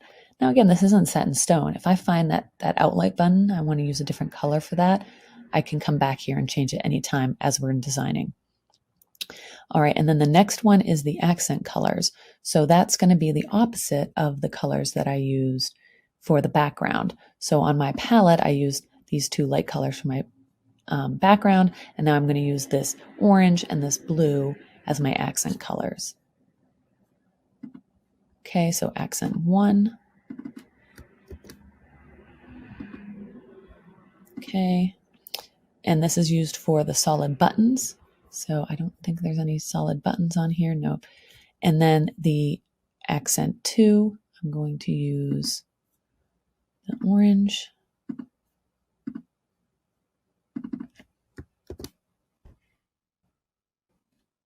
Click away. There we go. All right, and then the solid button label. So since my solid button background is this blue, the solid button label, I wanted something that'll stand out on this, but also be in my color palette. So I'm going to use the same color that I have on my background one. And since I already used it recently, I can just go ahead in here and find my recently used colors, currently used colors, and click on that. And then now that's in there. Now you can see there's a few places where, okay, we entered in all our colors, but there's still a few places where the colors aren't popping up. And that's here on this image banner. And hopefully there'll be places where we can edit those colors down the road. The next step is typography, which for me is the second most important thing past the colors, okay? And so the typography has 2 fonts that they allow you to use. The first one is a headings font, and the second one is a body font. Now, the headings font here is it's obvious in this layout. I'm going to just turn this off, the inspector, for a moment. the heading font here is this larger font, a heading, and then the body font is anywhere else that there's just regular text. Okay, so you see it here, you see it here, you see it on your buttons, the body text. Heading text will be at the top of these blocks, our product titles, things like that. Okay, here's another place where body text is used. And then this looks like it could be body text as well, just a larger version of it. And then in the footer, we see heading text and body text. Okay, so you can see where all those apply. And so in Shopify, they let us use two fonts, a heading font and a body font, and you cannot customize beyond that unless you go into the code and change it yourself. So we're going to try and make do with what's available here. I don't want to make the video way too complicated, but what I recommend for fonts is to use what's similar to your logo, and also readable, right? Because we don't want to maybe have a text heavy design, but we want our text to add to the design, not take away. And then we also want it to be able to convey the information we have on it. That's the job of a good font. So this font is very, I don't know, I'm not a fan of it. It looks like a demo store font. And what we can do is just scroll through. They have a lot of fonts in here, and you can go a little nutty trying to find the perfect font. But experiment, play around with them. Now you'll see at the top where it says my Whutsy demo store, I'm going to pull my logo in there. So we want to look at a section where you have both the heading font and the body font here, so we can kind of get an idea of how this will look. Like, this is a good place to look at as we change the font.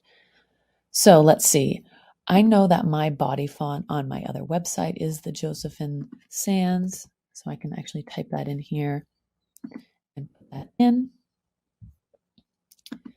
Okay, and then I can change Josephine Sands, and then you have to click select. Okay, and now that's changed. And then I can change the heading font to something. I like a contrasting font. So this is called a sans serif font, meaning that it's just very clean lines. There aren't a lot of little pieces hanging off of it. So if I pull up a serif font like this one here, you'll see it has the little things that hang off of the T and the L, and it has a little foot at the bottom of the letters. That's called a serif font. So I like to have that kind of contrast. And this bold font that is my body text, I might want something that can stand up to that bold font a little bit. And so I can go ahead I have crimson text selected. I can click right below it where it says regular, and I can make this semi-bold so it really stands out. I can make it bold,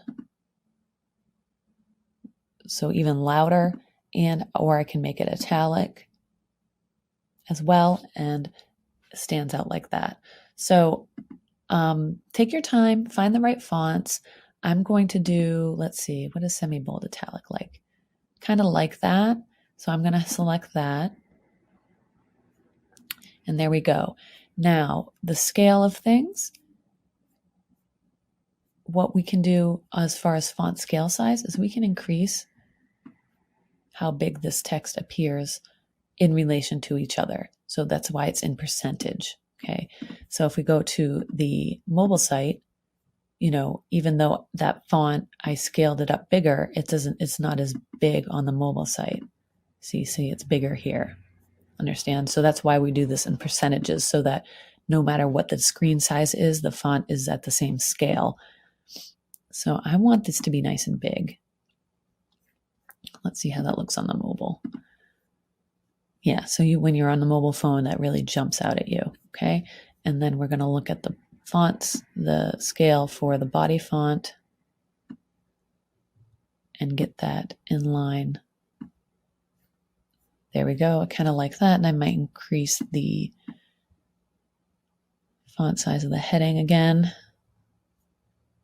There we go. So I'm really liking how that's looking so far. I'm going to click save and save those changes, and then go back to the desktop view, make sure I'm still liking what's happening here. Okay, So already with that, we can now visualize our design quite a bit. Now then we're going to go back to theme settings. The next thing is layout. And this is not necessarily the layout of how stuff fits on your page. It's more about how big is your page and the spacing between things and the grids. Okay. So like, see, we have this grid here. If we increase this amount, it should make this grid bigger. There we go. So now you see that space in between. And I'm big on having quite a wide grid because, again, I'm designing mobile first. If items are close together on the screen, they're going to be hard to click on. So you can adjust that as necessary. Let's see, the vertical, if we bump it up so it's the same, how does that look? There we go. Okay, so I like all that space in between, and then anytime I make changes, I take a peek, see how it looks on mobile. So now there's some nice space in between these items, make them easier to click on. The other part is this vertical space between sections. So a section is like, this is a featured product section, and then this is a multimedia collage section. This is a video section. This is a column section. Okay, so the space in between these items. So if you see, if I increase this, these items become further apart. Okay, so depending on how you want this to look, you can increase or decrease the amount. And I think that looks pretty good on mobile. Again, I like a kind of free-spirited design for mobile. And then on the website, it looks good as well. So I'm going to go ahead and leave that. And then page width. So 1200 pixels is the page width. Now, if I do full screen, does that give us, it's still, so here you can see it. Okay, so the full width is the 1200 pixels. So the width of this section isn't going to exceed 1200 pixels. So you can see it kind of ends there. If we go to the other version, the desktop, see how that border got smaller because now it's closer to that. This won't be noticeable on mobile. This is just changes that will affect the desktop site. And you can see it in the header as well. So if we increase the page width to something like 1500, we will go to full screen. So you can see it now. You can see that that's definitely a smaller border, and this is a wide, wide, wide screen. Again, with shopping now being more mobile phone based, this is designing the page width in mind isn't necessarily that important, but you need to think about it a little bit. 1200 is the default. I think that's perfectly fine. Okay, so the next section here is buttons. Now they have a default button, which is, this is starting for, this will affect the outline buttons that we're seeing here. So this is the border. Okay, so that line that's around the edge of the button is the border. So if we increase the thickness, you'll see now we have a thicker button border. The opacity, they have at 100%. If we set that to 0, now that border's gone because we set the opacity to 0. If we set it to 50, you'll see it's a little bit faded. Okay, so that's the opacity of the border. You can play around with that. Corner radius, now at 0, it's a sharp edge corner, like a rectangle. If we bring in the corner radius, you'll see now it's rounded edge, and we can see how aggressive we can make that rounded edge. Just a little bit of a rounded edge, all the way to a full-on pill shape. Okay, so you can play around with that, whichever fits your style. I like just a little hint of a rounded edge, personally. And I'm going to just bring that down to a 2. I like the look of that. Okay, now the shadow. It's kind of hard to see the button shadow. And you can see that increased the border thickness on my email subscriber thing here too. So the shadow is what kind of just gets that button to lift off the page a little bit. I personally don't like button shadows. So if you're like me and you don't want it, you can just set it to 0, blur 0, and now there will be no button shadow.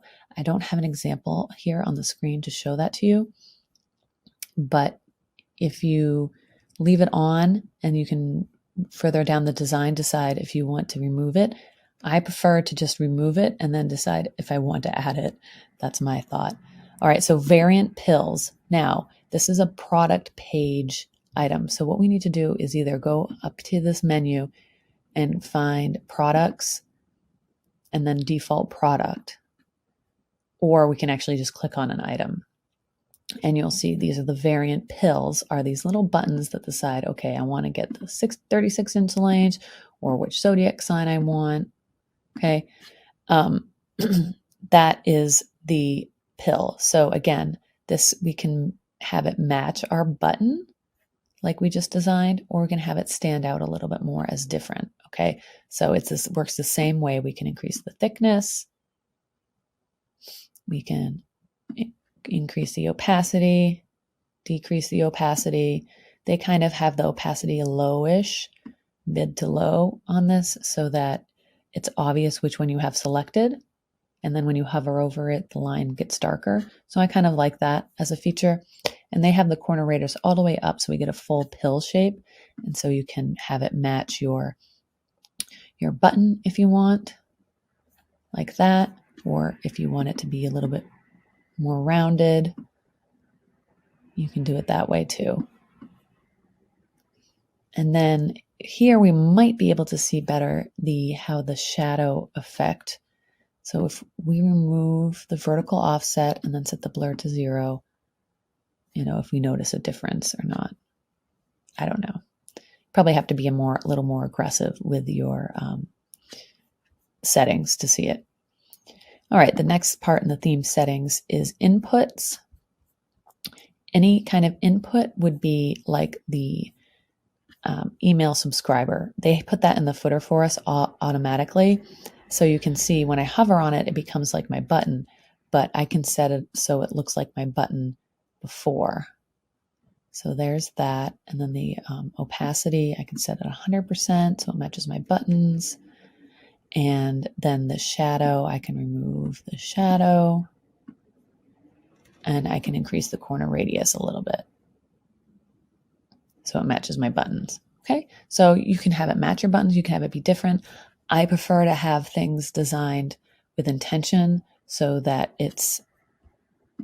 they all fit together and make sense. So it all looks like I'm on the same website. All right, and again, I want to remind you to periodically save just in case of anything happening with your computer. Just clicking save will rescue you in a time of need. All right, the next thing is cards. So cards are where there's a image. Here we go, an image with text. I believe this is a card. Let's see. There's a standard style. Let's see if I change this, if it affects this. No. All right, let's go back to the home page. We're going to click up here and just click home page. See if there's a card here. Example. No. So some of this stuff we don't have, and we don't necessarily need to change it at this point because we just don't have it in there. So once we get to that design point, we can come back and edit it. But I know I don't want to have a shadow because I've decided globally I don't want to have a shadow, so I can remove the shadow. I have the option to have a border, but I don't think I want to have a border. Image padding, I can increase the padding around the images. That would be like this here. So, this might be a card. These. Let's see, if I increase the image padding, what happens to these change? Yeah, there we go. So that's a great example. This shows now the card. This is the card style versus the standard. So the standard is just the image with the text below, and then the card style. Now we have the separated entity bringing it all together. So if I do no image padding, you'll see it has this kind of look. All right. But I mean, this is kind of an interesting look. And you may be looking at the colors and it's like, maybe not. But we can play around with it a little bit. Do a little center the text below it, and then I can change the color scheme. So I can do one of my accent colors on this feature to have it jump out that way. Let's see what accent 2 looks like. A little bit too much. Background 1 will just be, like my background, so it doesn't make any sense. Background 2 is this one, and then inverse. We'll just make this black with my background as the text. So there's a few different options there. There's nothing here that I'm thinking adds to the design that I think I like, to be honest. So I'm going to go ahead back to the standard style and leave it like that. If we do a border, let's just see what a border does. It adds a border to the image in our accent color. So and you can add a quarter radius. So if you wanted to have these images softer around the edges, you could do that. 40% should make it, okay, it makes it, you can't make it a circle, full circle without editing the code, but you get those nice soft rounded edges. So I'm going to have that match my buttons, just a little hint of a round edge. So that all makes sense. And then there is a border on here. No, so that we put 0 pixels, so no border. And then there is no shadow because I already removed that.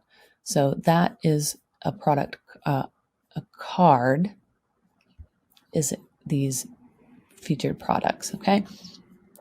Content containers. Now, if we boost the thickness of the border, this is where we can see where those content containers are. And here we go. So this is a content container that has text, okay? So you can play around with this if this is something you want to have as like some borders laying around, or if, let's see if there's another one here, like these columns of text, you can add a border and have a corner radius if you wanted to have that stuff kind of pop out.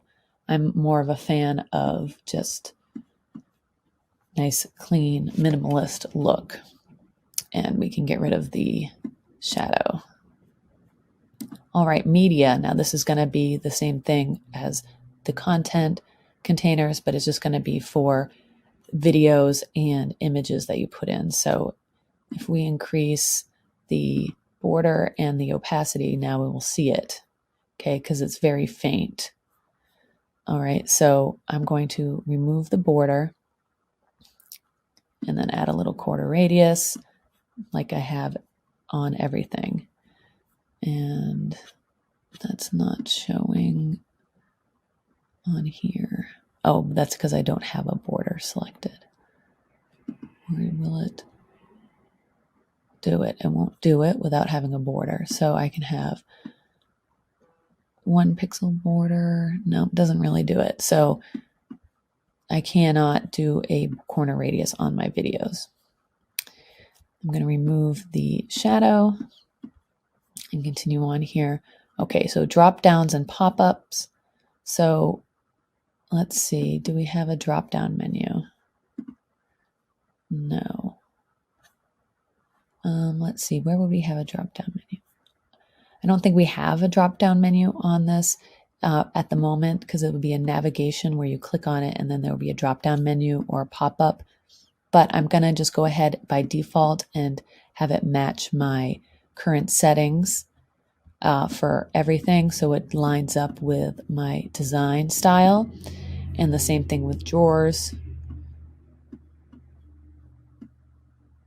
And this is stuff if I find that when I'm adding things that I want to design later, that it's I can always come back and change it in the theme settings. Okay, now badges. I believe it's this sale badge here. For example, you may not see this because this is on one of the imported products from that sample demo. So they've put something on sale so you can demonstrate that. So we can change that to a different color scheme if we want to use accent 1. or background 2. We can decide. I think that orange is perfect for the sale. And then a sold out badge color scheme. I don't have anything sold out, for example, but I will keep it. I think I'll do background 1 as sold out badge, because I know inverse is like that black, and I don't necessarily want that on my page. But if you want to use black as a color, I just like to use it for fonts. I don't necessarily like it anywhere else on my page, but it does grab your attention, so you can definitely use it for that. Icons. So the color of icons will be our text color, so it's this black color. So we can change it to any of the 3 colors that we've chosen, accent 1, accent 2, or outline button color.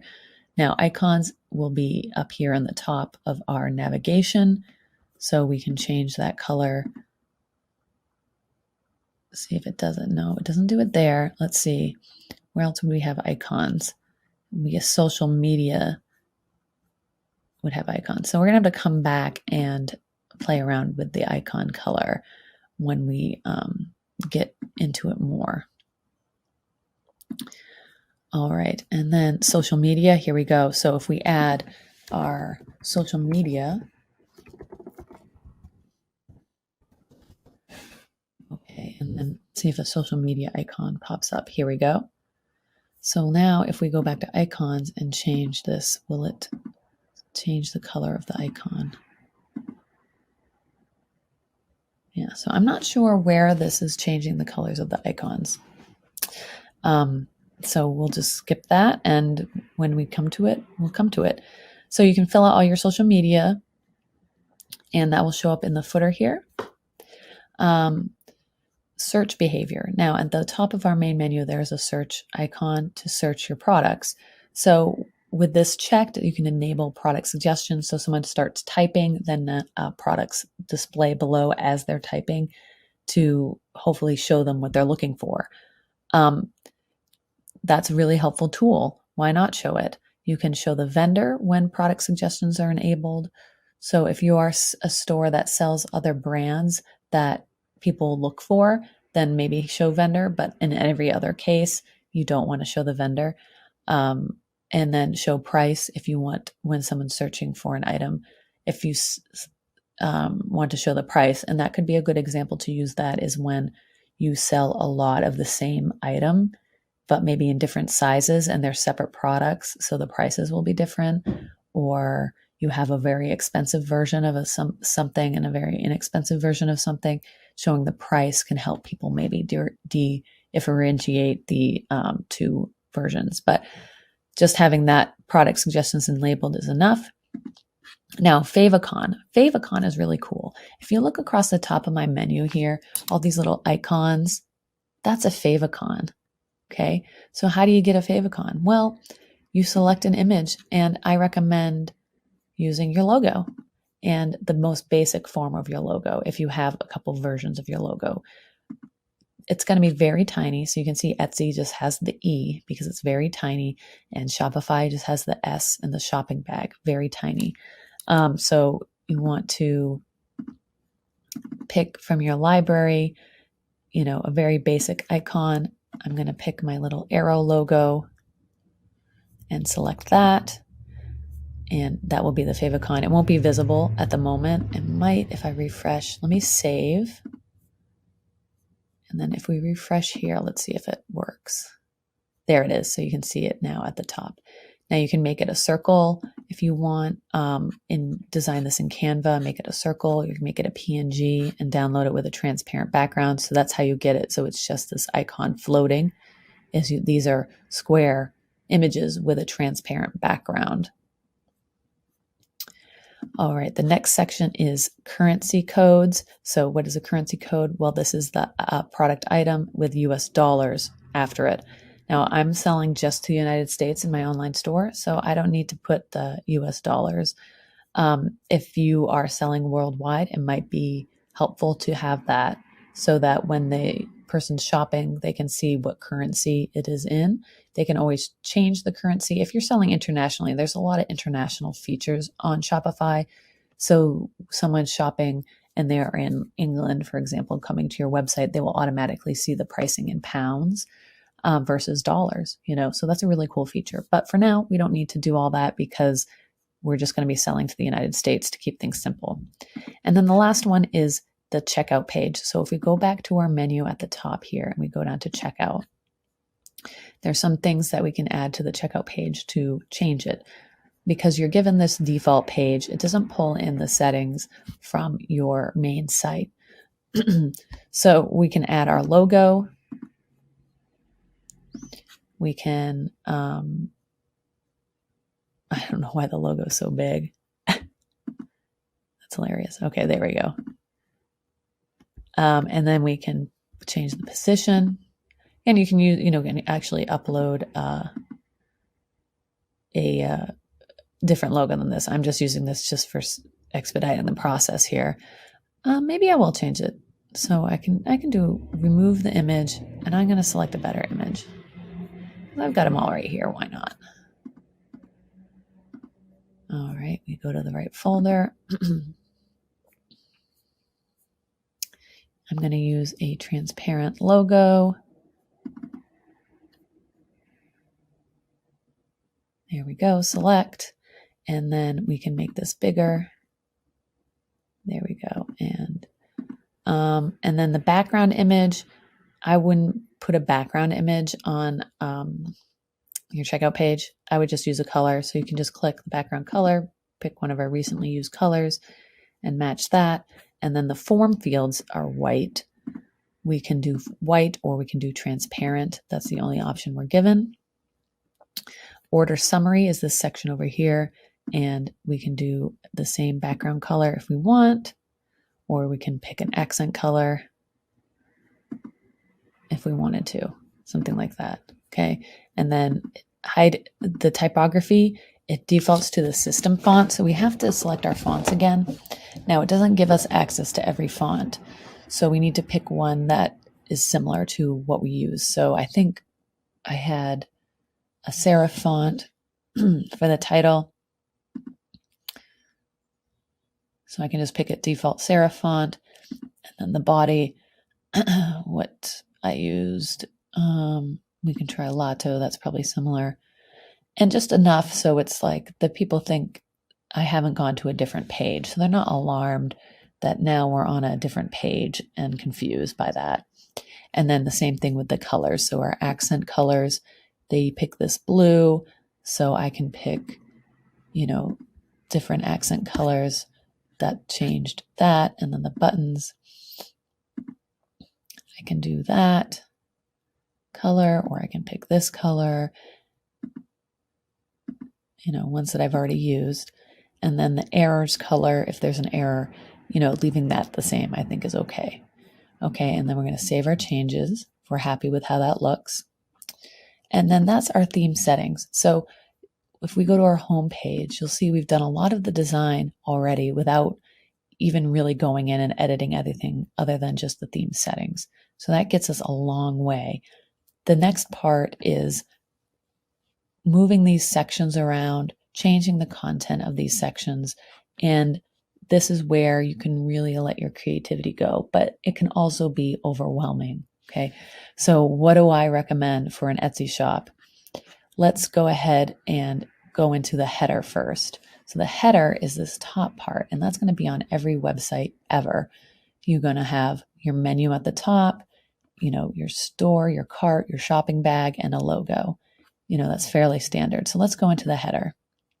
We can pick a different color scheme for this header. And I'm going to just do something really quick because I don't want this big image banner here. That's a really popular design thing right now.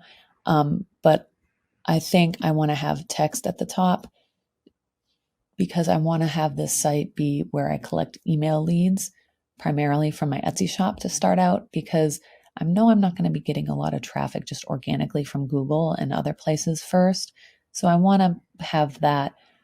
I know the traffic I'm going to be getting mostly at first is that traffic from Etsy. So I want to kind of advertise to them first. So I'm going to put something at the top here first. So if we click add section and we do email, email sign up section. And I'm going to just click, and on the right of it, we can just drag it right up to the top. Now we can change this text, of course, to whatever we want. Oh, and if I turn that inspector on, let's see, will it let me? I think I found a bug with it. It's not working. All right, let me save, see if it will work now. Yeah, so it's not working. Now, anytime you get a bug like this where it's like, okay, this isn't working, just refresh. That will, as long as you're save first, refresh, and let's see, now it's working. See, so there was just a little bug with it, turning it off and on. Now I can use this feature. Okay, I can go in and change this text and everything, but first I just wanted to get the layout because I know this is how I'm going to have that first impression on my website look. And when I'm editing this, I kind of want this inspector off so I can visually see what's happening here. Okay, so the color scheme of the header, I can change that. So if we change that, you can see what it means. All right, and then you can add your logo. So we uploaded this logo, select, okay, and then we can increase the size of the logo. So there we go, make it something big. And before we get too involved, I'm going to look at it at mobile. Okay, so that looks good on mobile. Then we can adjust where the logo shows up. We can do middle left, we can do top left, or we can do top center. So you can see once when I move my logo around, also the links move around, the other things move around. So you can kind of look at this and decide which layout you like best. Middle left will be probably the most common and the most popular.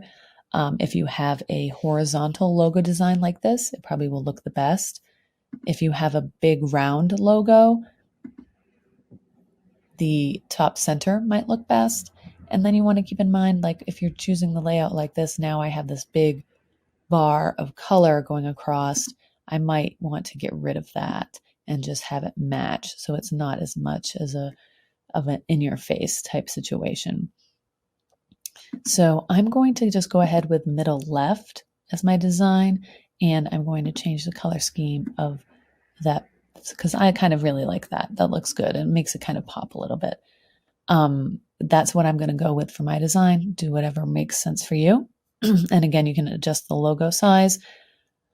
And then the menu. Now, menus are stored elsewhere on the Shopify store.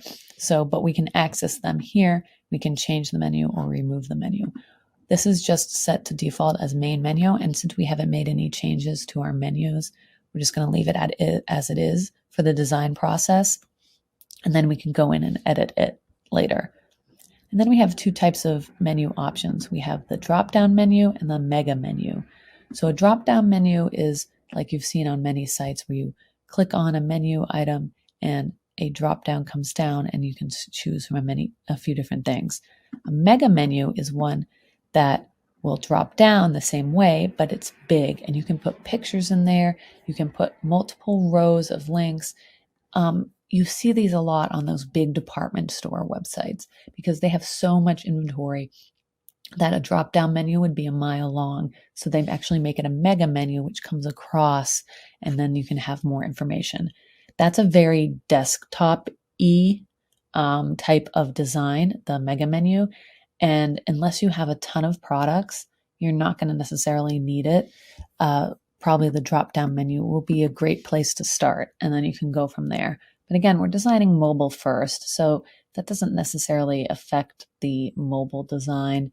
I mean, you can only fit so much in the mobile screen, so having a big mega menu, it doesn't make sense. Next is the separator line. That's just a design element that if we can't really see it because I changed the background color, but I'm going to switch it back just so we can see where that separator line comes in. You can see it's just a faint line.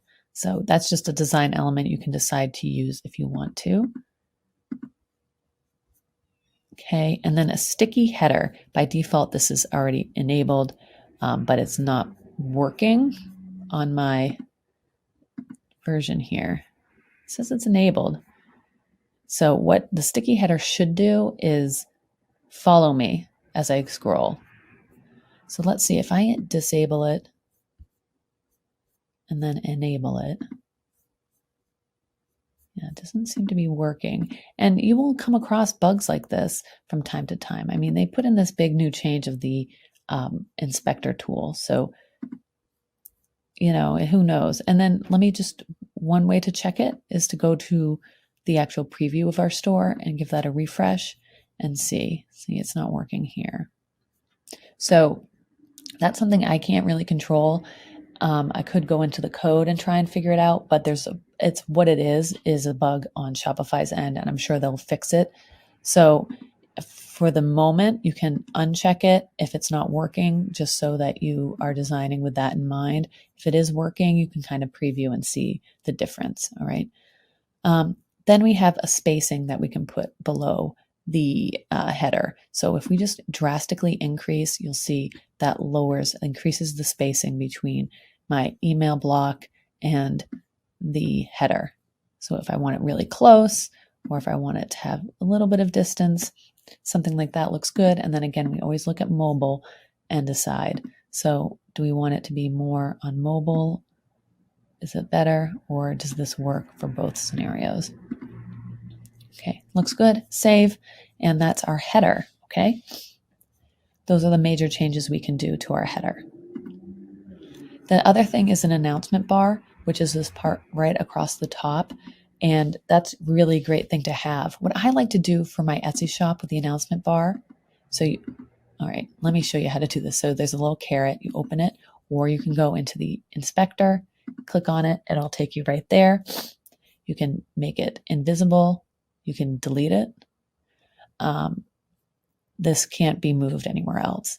But what I'd like to do for the Etsy shops is visit my Etsy shop, or you could put, free shipping on all orders over $35 or whatever, if you offer that as a shipping option in your shipping profiles that you created earlier. Or you could say sign up below for a coupon, or sign up for a newsletter for a coupon, whatever you want to put in there. And also I like to put in here, because I know I don't ship internationally, I put on the online store, we ship to the US only. And then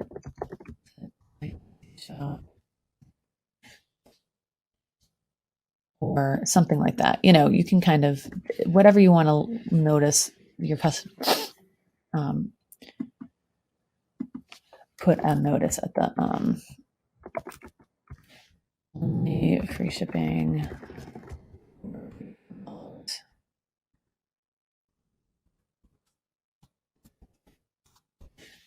If you're not sure what to put up here, you don't have to overthink it. You don't even have to put anything there.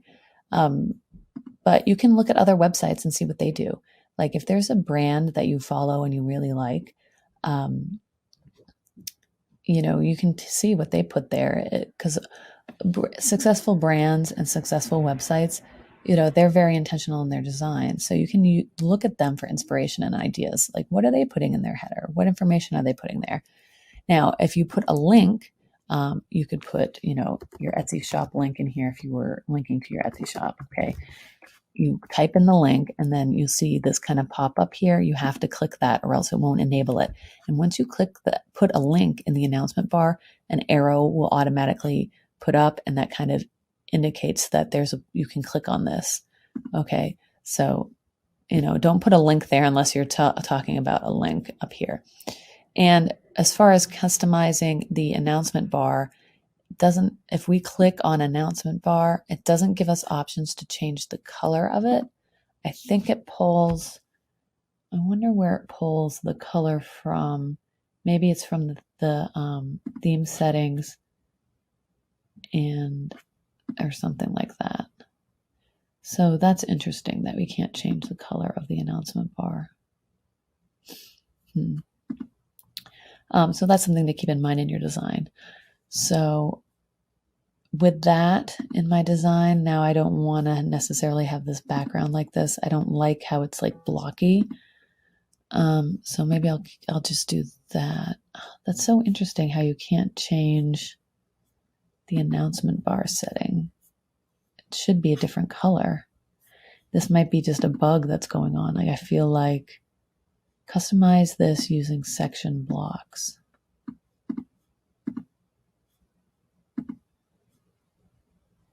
Okay.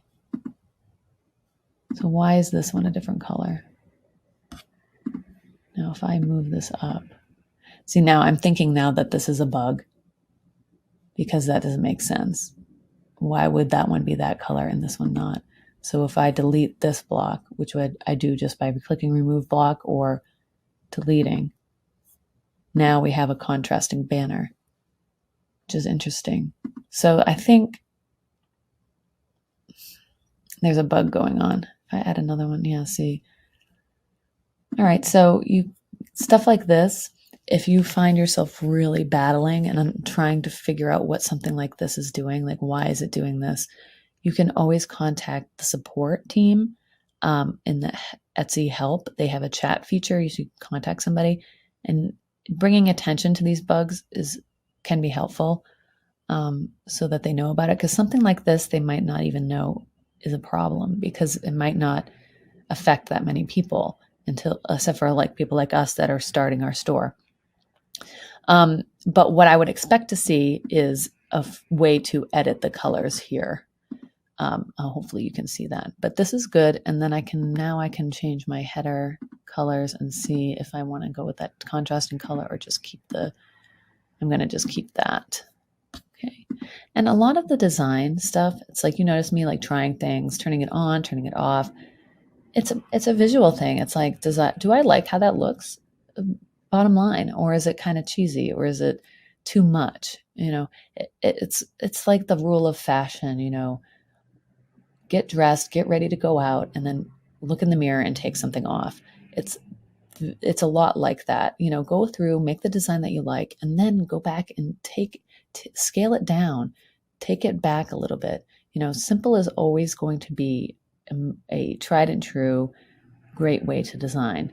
Overcomplicating things, it can have its purpose if your brand is kind of a cluttered type of thing.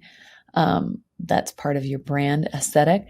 That's one thing, but a nice, clean, simple design, no one is gonna get upset with that. You know what I mean? All right, so we have that set up, and now I'm going to get rid of these unwanted features. So I don't want that. I don't want this. Just click on it and then the trash can. Featured products, I'll leave that. This collage, I don't want this. And I'm just getting rid of stuff because I just don't want it in my homepage. And I don't want this either. Okay, so we've really stripped down the homepage. And for starting out in your Etsy shop, this is how you should do it if you're building a website. You shouldn't make an overly complicated website that you're spending days and days on. I mean, I want you to be able to do this in a few hours, have it ready to go, and you can launch it. And that doesn't mean it ends there. You can always go back in and add and change and update, but getting a base for your website will just get you rolling. And then once you're rolling, that's when you can start to make changes and upgrade. Okay. So what you should have on your homepage, if you're starting your online store, subscribe to email block and your products. That's all you need. And then you're going to have your links and other stuff at the bottom. Okay. And let's see. The next thing we can talk about is the footer, because like the header, that's a design element that's going to be on every page of your website. So let's talk about the footer. Go ahead in there and you can pick a color scheme. I like to do some different kind of color scheme. We can go with this color, or we could do a dark with a light on it. I kind of like that because it mirrors the announcement bar at the bottom of the page. We can have the email sign up there. Now, that would appear on every page. So yes, it might not make sense on this page, but if someone's on a product page and scrolls to the bottom, they can also subscribe. So we can leave that there. And we can do put up a newsletter, social media icons. I just did the one, but hopefully you have a whole row of icons. The country region selector, again, if you're selling worldwide and someone doesn't have a default setting for their country on their computer, they can pick the country, or if it doesn't automatically detect, and it's not showing up for me, but I don't want to use it anyway. And if you want to add country or region settings, you go to the payment settings. That's where you can change it. Okay. Language selector. This is an option where people can select what language they use. And again, follow the instructions if you want to use that feature. Payment icons. This shows all the credit card and payments accepted at the bottom. I don't know. I think that's kind of, if you're selling internationally, yes, you want to have these because that's more of a concern for international shoppers. But in the United States, most payment places take everything that we could possibly want to pay with, so it doesn't become an issue. And then we have these spacing options. So the top margin, if we increase that, you can see this is what adds more separation from that to here.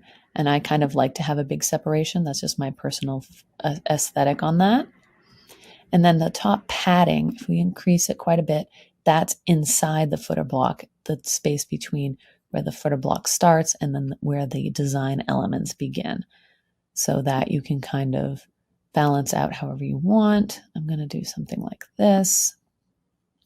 And then the bottom padding is down here at the very bottom of the website. Okay. So we can even make that 0 and have it right up at the edge, but that can be a little uncomfortable feeling. Okay. And then any changes we make, we want to make sure we hit save. Okay. So we have our footer, how we like it. We can see, as if we go back from editing the actual footer, we can change how things look. So this is called quick links. If you delete this, it disappears. Okay, so you need to have the heading if you want to have links down there. So we can just do shop links maybe. And then this is set as the footer menu. Again, we can change this, but we need to set up our menus in the footer. But once we get the design done, then these links can make sense. Now this is a info block, also displaying our footer menu, so we can just remove that. And then we have our mission. So this, you could have just a little bit about your shop if you wanted. You could say something like, we are a new shop, appreciate your support. Or something like talk about your brand, what do you do, anything, or you can get rid of it if you don't want it. It's fine too. And then we can always look on mobile and see how this footer looks on mobile. Okay. Okay, and we go back. So that's fine for a beginning footer. All right, now we can design the meat of the page here. So we have here the email sign up. We can just click on this heading and we can say subscribe to our email list and save 10% on your first order. Something like that. We can change the size of the heading menu if we want it to be a little bit less obtrusive. This coupon is valid on our website or at the shop. And then you just do that. And then we have the email form, and there's no customization available on that because we made those changes in the theme settings. So if we really don't like the look of this box, we can go ahead and change that. And then we can see, now we're over here on the left, we have all the blocks. We have the heading, the text, and the email form, we can see what else we can add. And it says all available blocks have been used, so we can't add anything else. Okay, but that's a neat little feature on all of these sections, is you can kind of see, oh, what else can I put in here? You know, the default will show you the most basic, but you can kind of go from there. And then we have the feature collection, which is this part. So we can click on this and we can have featured products, or we can just, you know, have no heading and just have it clean and simple. You can also have a description. So this could be heading, and then this is the description. Sometimes I just like to put text in so I can see what it would look like, and then I can make changes and decide if I want it, or maybe I don't want a heading and I just want that little bit of text, like popular items.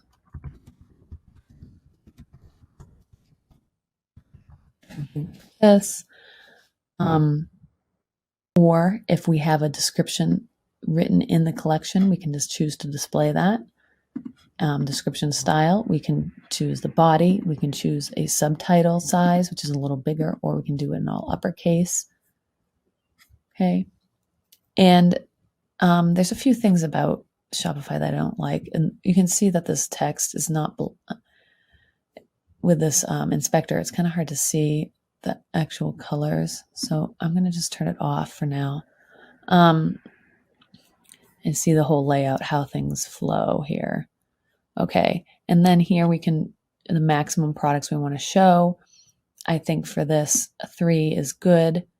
And then we can do number of columns on desktop. We can do 3.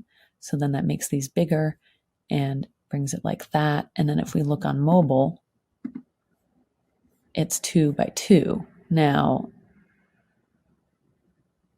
if I click make products full width, I'm not, oh, okay. So this takes away any kind of border. See how it's kind of indented?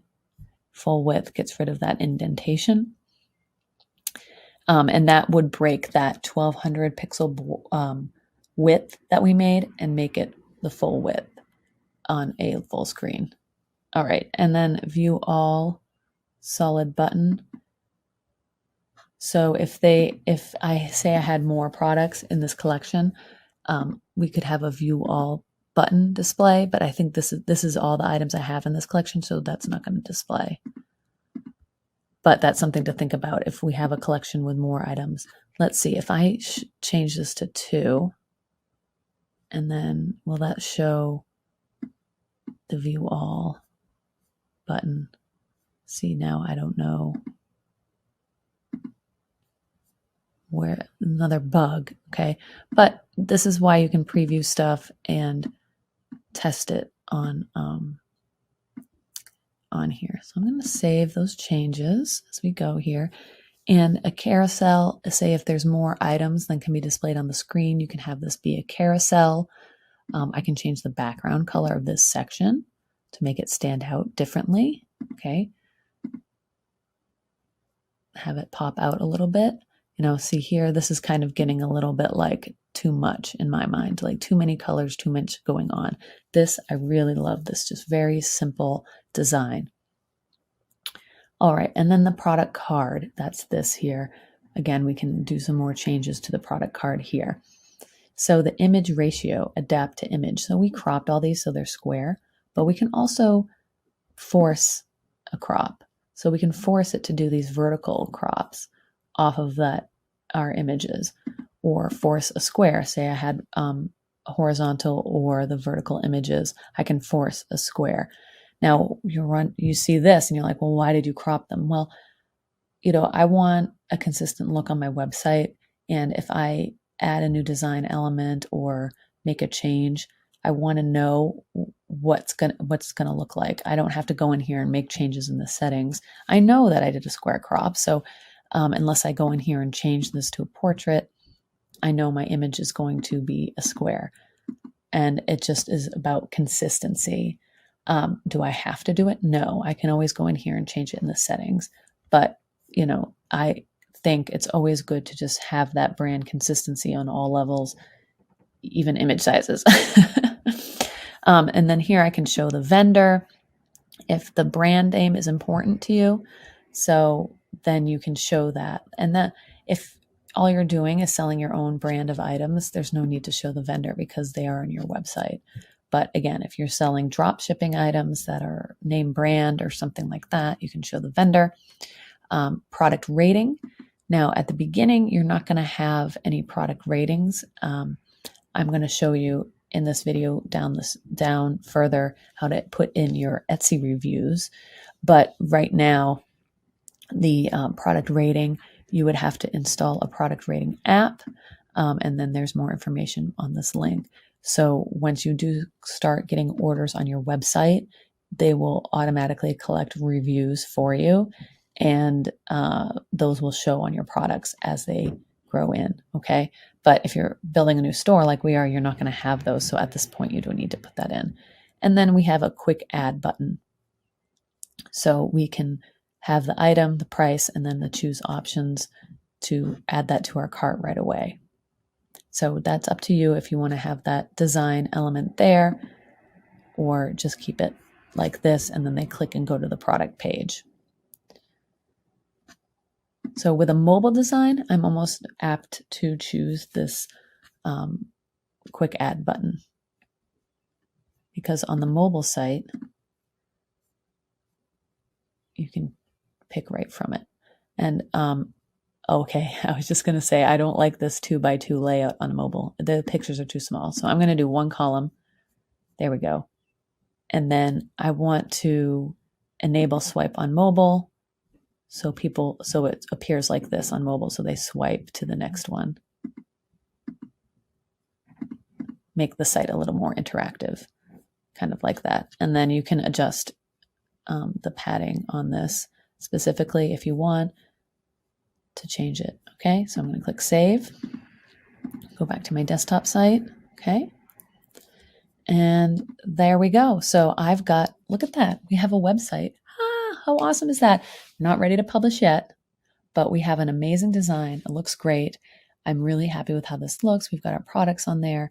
We've got an email lead collector. And, this is all you need to start. Don't overcomplicate it. So we've done our homepage, right? But we need to look at our product pages and make sure those look good. So we click on an item and we look at this. And if there's anything here that doesn't make sense, we need to change, we're going to go ahead and do it. So on the left, we have a text block at the top, and this is pulled in our vendor. Okay, and I don't want to have the vendor because I'm just selling my own items. So there's no need for the vendor. Now, what could we put in here? Well, there's this little insert dynamic source. So we can pick the title of the product or the vendor. There's further customization you can do on your products as far as dynamic sources by adding a meta field. That's a little bit more advanced. So we can talk about that in another video. But for now, we can just remove this block because we don't want to have it there. Next is the title. Product title. Here we go. No customization available. That's just it. Text. It pulls in the product subtitle. So where is that appearing? Okay, so this product doesn't have a subtitle. So I'm going to go back home and click on a product that I know has the subtitle. Okay, so here we go. Where's the subtitle? I guess I don't have a subtitle. Okay, so I have to add the product subtitle to the meta feed display. So I can add that, or I can leave it blank, or I can put in some generic text here. Now just remember, this is going to be a default for all your products. So this will show up your products. Text. Let's see where it comes in. There we go. So you can see this is where it comes in. So the product subtitle, you could pull in and have it appear there, or we can just remove this for now. I like keeping it simple at first, and we can always go in and add that subtitle down the road. But to get our shop up and running, what do we need to do? Okay. And then we have the variant picker, and they have the pill style. We can also add in a drop down if you prefer style.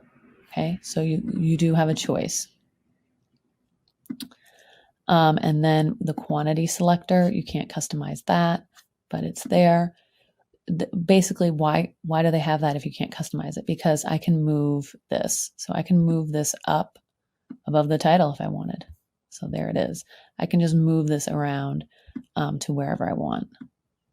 There's a basic layout, but you can always change it. And then we have the buy buttons. And then this is the show dynamic checkout buttons.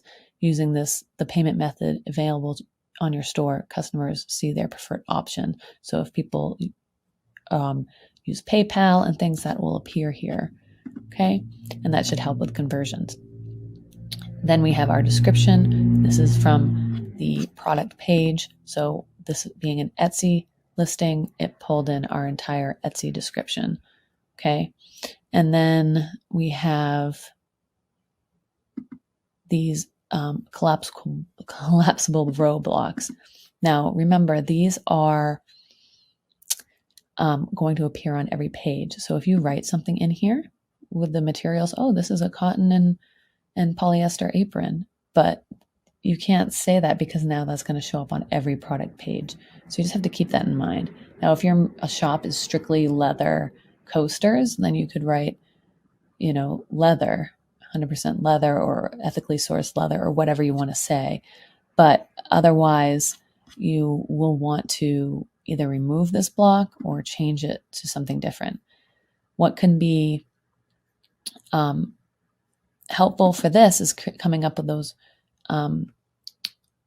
dynamic meta fields, right? And so if you're interested in that, you can read the Shopify help section on that if you're interested in learning more about that.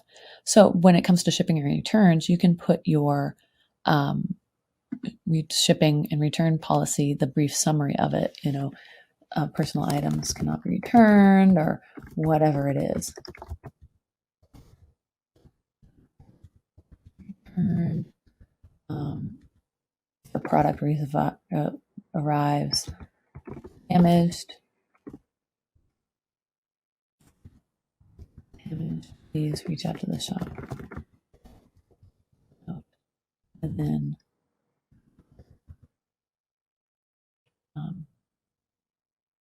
like 5 days.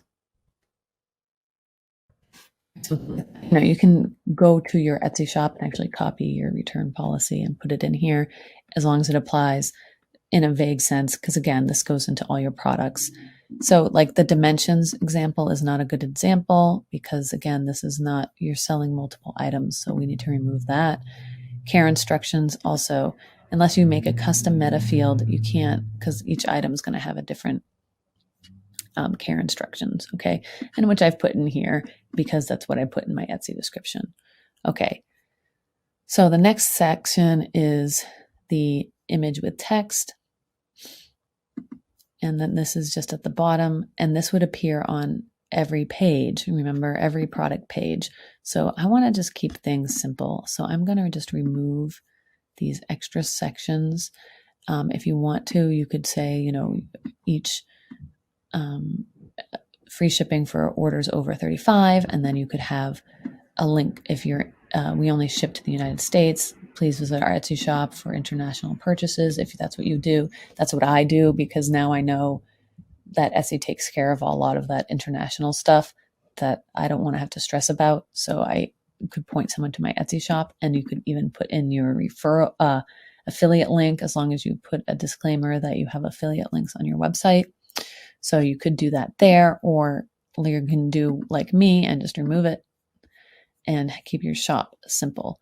Now, as far as the images go, I thought there was a way to customize the images, the product information. Okay, here we go. So when you click on product information, now we can do edit this stuff. So how the photos are shown, we can do stacked, we can do thumbnails.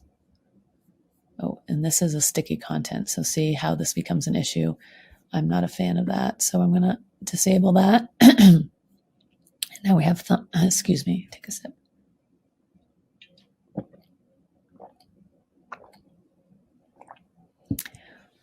Okay, so we have thumbnails, or you can do a thumbnail carousel.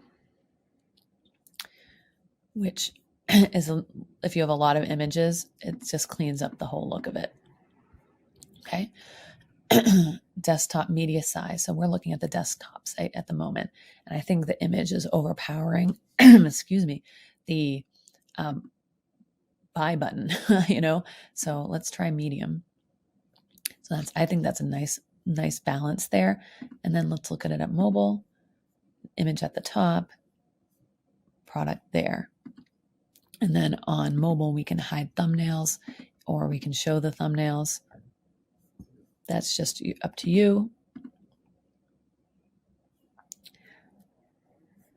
All right, and then we can have hide other variants media after selecting a variant.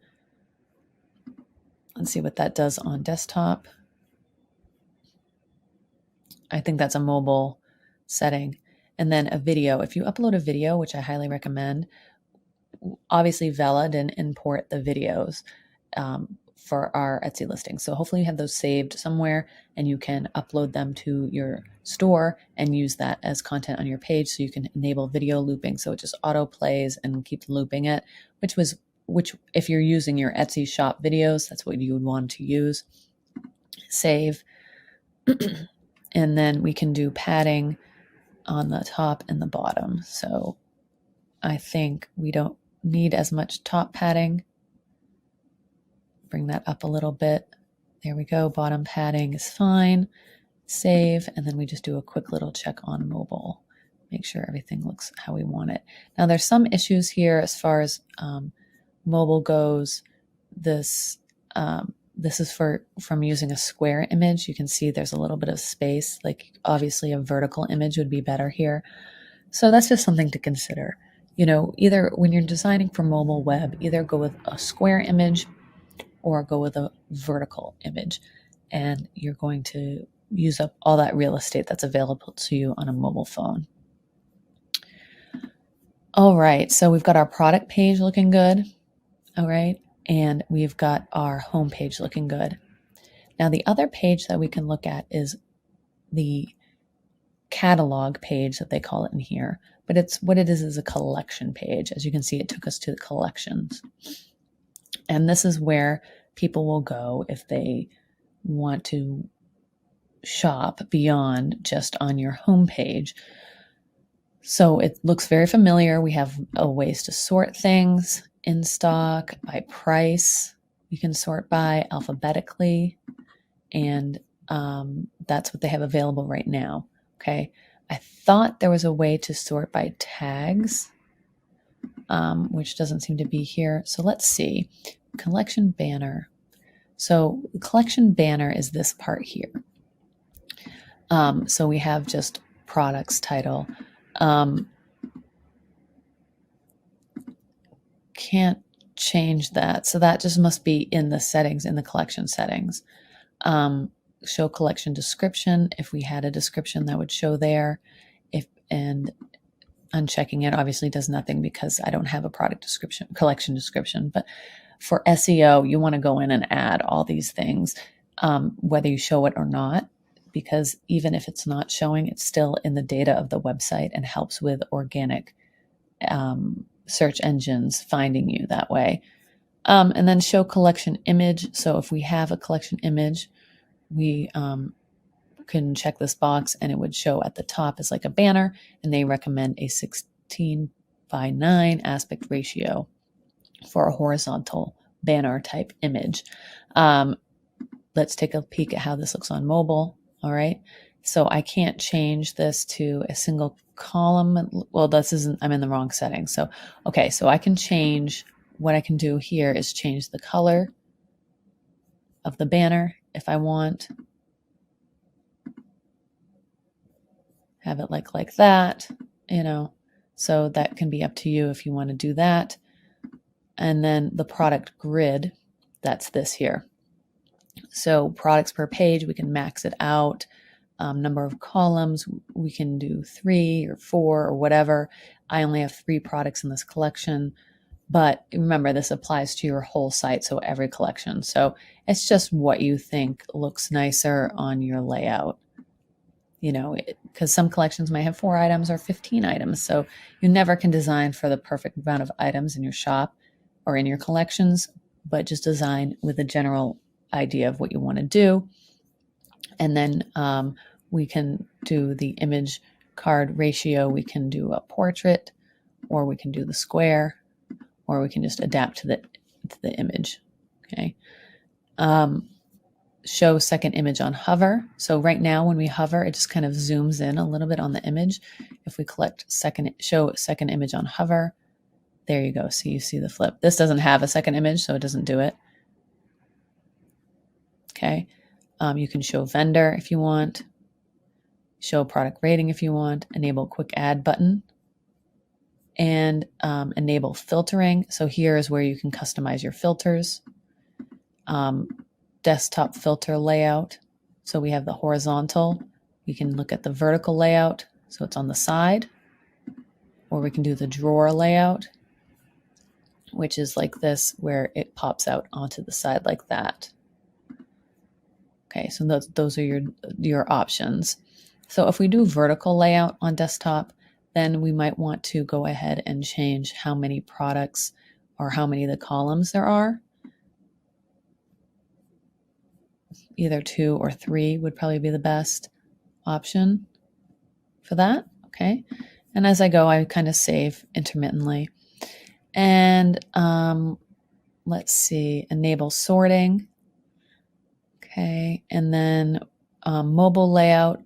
So let's do our mobile view. I like to do 1 column on mobile. I want stuff to be big and easy to tap. And then we can change the padding if we want. So I'm going to just drop that tap padding down to 0 and balance that out a little bit. Okay, so there we go. So we've got our collection page sorted. We can also add other sections to this if we wanted to. You can add almost anything you want. You could add another email sign up. You could add an image banner featuring a sale or other products like your bestseller. You could pop that in there. And you could even put an image banner not at the bottom of this, but you could put it above it instead of the collection banner. And you can test things by clicking this little eyeball and hiding it. It's like, that kind of is in your face a little bit. I mean, if we hide the buttons and we hide the text, we just have the image, or we just have the title. You can kind of play around with this, and you could do a smaller banner. So it's kind of like on an Etsy shop where you have your smaller banner. I mean, you can get kind of creative with the design of this, but just remember if you do an image banner like this text and the image will be the same on every collection. So that's why they have this collection banner. So specifically so that it pulls in the name of the collection. Okay. So I'm just going to remove the image banner and then see if there's anything else we can do for a collection.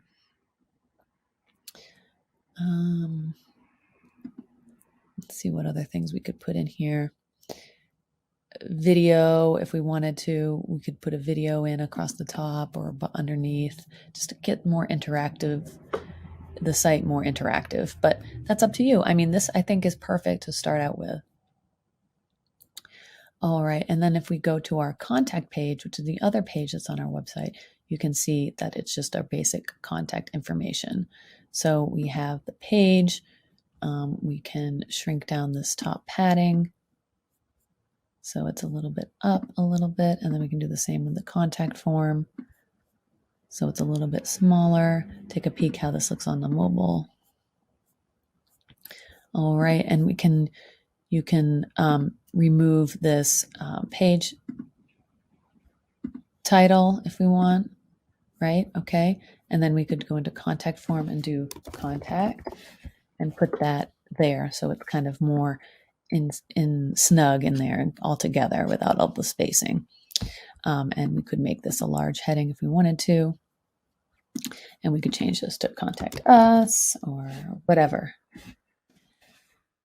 Okay, and save. All right, and when someone fills out this contact form, it'll be sent to your email address that's attached to the website. As far as it's the same one that's used to send when an order's placed or a customer inquiry. All right, so that is that as far as the design goes. I will show you how we can change these link titles up here if you want to change those. And then again, here we have the customer accounts icon, because when we did the settings at the beginning of the video, we said that the customer has the option to set up an account, so that if you have that checked, that icon is going to appear. We also have the shopping cart icon, and we have the search icon. So that's our website and the basic website. And then the other thing that we're going to talk about is how to do the menus. So we're going to do the menu here. We're going to do the menu in the footer. And then we also want to talk about setting up policies. It's very important to have with the page, so the information that someone can link to those policies right in the footer. So if you want to sell on Facebook, Instagram, Pinterest, everywhere else, they're going to require those policies to be visible. Okay, and then we're also going to talk about the down here at the bottom, how we can change this text. If you don't want to have powered by Shopify there, then you can get rid of that. All right, so once we've saved and we've liked the overall design of things, then we can go ahead and edit some of the other content. So we click back, and then that gets us to the online store page, and you can see we have a little preview of our home page and the mobile home page. So the next step would be to edit your menus, and to do that you go over to your sales channels, have online store clicked, and you go down to navigation. So here we have our menus. All right, so we have our footer menu and our main menu. So if we click on main menu, you can see this is where we have that home, catalog, and contact. Okay, so our contact page, I don't know, do we need it in the top menu? I don't think so. I think if you put that in the bottom in the footer menu, that's fine. A home, that's up to you if you think you're home. You can always click on a logo on any page, and that'll bring you to the home page, but maybe not everybody knows that, so you want to have a home link.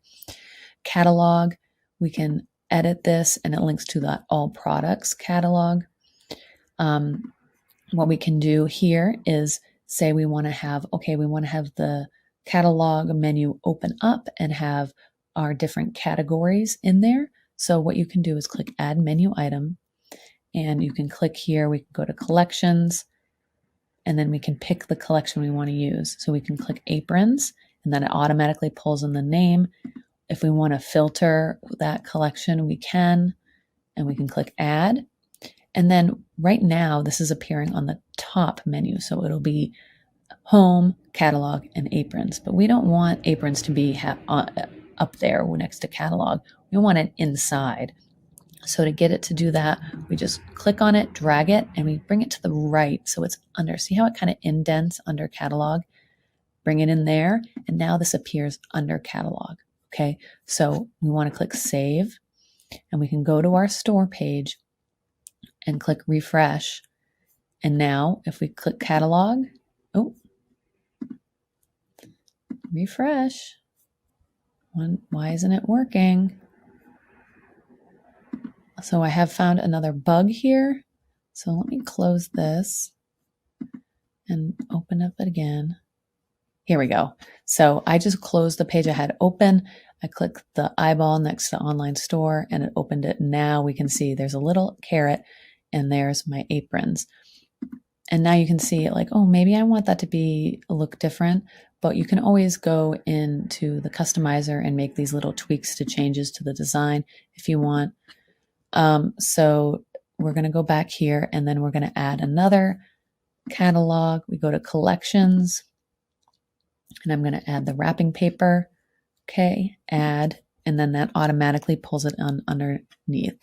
Okay, so I hope that makes sense. Now, another thing we can add up here is maybe a link to our Etsy shop or something. If you're just starting out, you want to make it easy for people to get to your Etsy shop, then you can go ahead and do that. Put in your shop link, and then make sure it's you click that so that now it's an outgoing link. Okay, so we could add that if we wanted. You don't have to. If you want people to stay on your website and shop on your website, you can do that. But if your customers are more comfortable at first shopping on Etsy, you might want to just have that link there so they have the choice. And that would avoid maybe someone potentially not checking out on your website, and just losing a sale altogether. Whereas even if they go to Etsy, yes, I know there's more fees and things, but they might feel more comfortable shopping there. But that is up to you. You can maybe put this link in the footer. You could not put the link at all. Completely up to you. Okay, so that's updated the menu. So let me see if it works. If I refresh this page, there we go. So now we have the shop on Etsy link. We have the 2 items in the catalog. We click on one, it takes us to my wrapping paper page. Anything that's in my wrapping paper collection is here, and I can choose my options right from here. Check out, add to cart, very easy, simple, fast. Okay. We love it. It's great how fast we can get this looking good. All right, so now we're going to do our footer menu down here. And we click on navigation, footer menu, and here it has search. I'm going to just delete that. And this is where we're going to put our contact page. Okay, contact, and find it here, pages, and then contact pops up. Okay, I'm going to add that. We're also going to add our policies. So here are policies. We filled those out earlier, so those are ready to go. We have a privacy policy. We have policies, refund policy. We have, so the, most of the, if you want to sell on like TikTok shopping and Pinterest shopping and all that stuff, you're going to need a privacy policy, and you're going to need a return policy, and your shipping policy visible. So let me see the policy, shipping policy. Yep, we want to make sure that's visible. And then that's the absolute minimum that you want to have visible on your site, easy to find. But we know we also have the terms of service filled out, so we can add that as well. So we can save that, and we can go back here and refresh. And let's see. See, it didn't work. So there's some bugs going on. So don't freak out. We already know how to fix this. We go back to online store, open it up. Didn't work. Okay, maybe it just needs a minute to figure it out. I don't know. There we go. Okay, so it just took a minute. So they must be doing a lot of stuff on the servers. This stuff is going so slowly. But here you go, shop links, and those are our links there. Okay. And I'm not super excited about the balance of this. You see how that's like really heavy on this side of the footer, and it's really like not on this side. So what I'm going to do is maybe balance this out a little bit by making a quick edit. So I will go to my online store themes, customize, and I can go down, scroll down to my footer, and I can click here on my footer, open up that menu. And then if I move this here, does that balance it better? Not really. I mean, it won't let me really drag and drop stuff. I mean, in reality, it just lets me move it over or up or down or whatever. So, maybe that's not what I wanted to do. So let's see, if I remove the shop, subscribe to newsletters, sign up thing, there we go. That balances it a little better for me. All my social icons will be across here. Okay, so I like the balance of that a little bit better. And maybe I can make some other way for people to sign up besides on the home page. All right, so I'm going to exit that.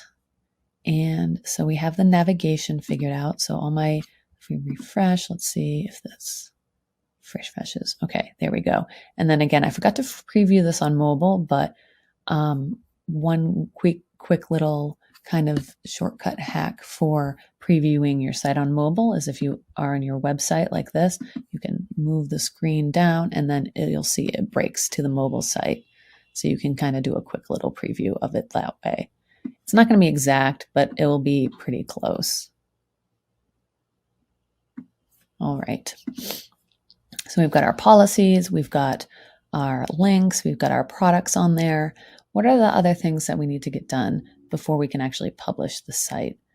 Well, we can go into the preferences menu and just make sure we have all of our data filled out, right? The pixels, if you have a Google Analytics, great to get that in there right from the beginning before you launch your site. Same with the Facebook pixel. Get that. They will walk you through it and they have instructions for all that. So I highly recommend that. The next thing we can do is add a couple of apps that are going to be pretty important for running our online store. So we click apps and you'll see we already have the Vela app here. If we decide we don't want to use the trial, you'll need to cancel your subscription in Vela. But for now, you have the app here and you could delete it if you don't use the trial. But the other app we want to do is the email marketing from Shopify. And I have a link below that'll take you right there. And this is the Shopify email app. So those emails that come in, this app will direct those customers that sign up, and you can use Shopify email to send out marketing to them. So if we go down to the bottom, you'll see the pricing. Your first 10,000 emails per month are free. Okay, I think it's going to take a while to get to sending 10,000 emails a month. And then after that, it's $1 for every 1,000 emails you send. So to me, this looks like a great deal. It's integrated with your website. You don't have to worry about going to another program to send your emails. It's all here. The reviews, you can read them. I mean, most of them are 5-star and 4-star. There are a few people that have given negative reviews.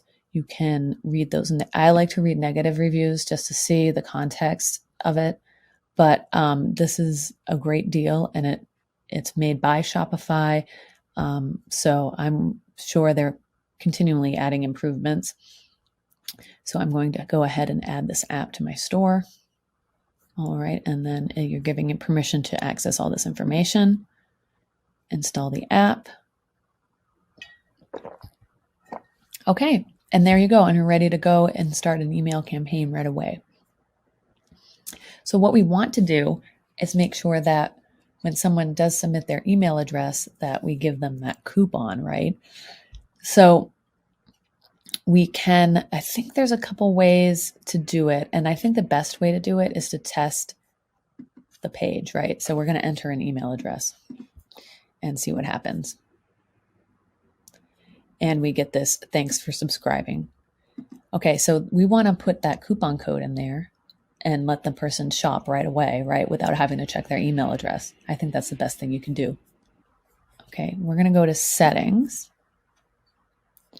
Here it is, languages. And yeah, English is our default language, right? But what we're going to do is click change theme language. And this is all the default language, default words that are on your website. So you can change anything you want. And here's one category for newsletter. Okay, so success for signing up for a newsletter. It says thanks for subscribing. So there's that text that we saw. So we can customize that to whatever we want. We want to offer a 10% coupon. Well, we need to create a 10% coupon first, right? So we need to go over to discounts, create discount, and discount code. We can make this whatever we want. First order 10 something. This is the code that they're going to enter at checkout. Discount value. We're going to make this a 10% coupon. You can make it whatever you want. You can apply it to all products, specific products and collections, whatever you want. If there's a minimum requirement, they have to purchase a certain dollar amount or a minimum number of items. So you'll see this is very similar to the coupons available to you on Etsy. Customer eligibility, you can have it to anyone. Specific segment, say you have a VIP segment or something. Specific customers, you're making a coupon just for one customer to use because maybe they had a defective product or they're a friend of yours, whatever it is. You can limit the number of times this discount can be used in total, meaning this coupon can be used an unlimited amount of times by a limited number of people, or just one time by one person, or you can limit to one use per customer, which is what we want to do with this coupon. We just want them to have the discount for that first order. Start date today, and we can choose to set an end date or just leave it open-ended. So save discount code. I'm going to do real quick is just copy my discount code, Control C, Command C, I mean.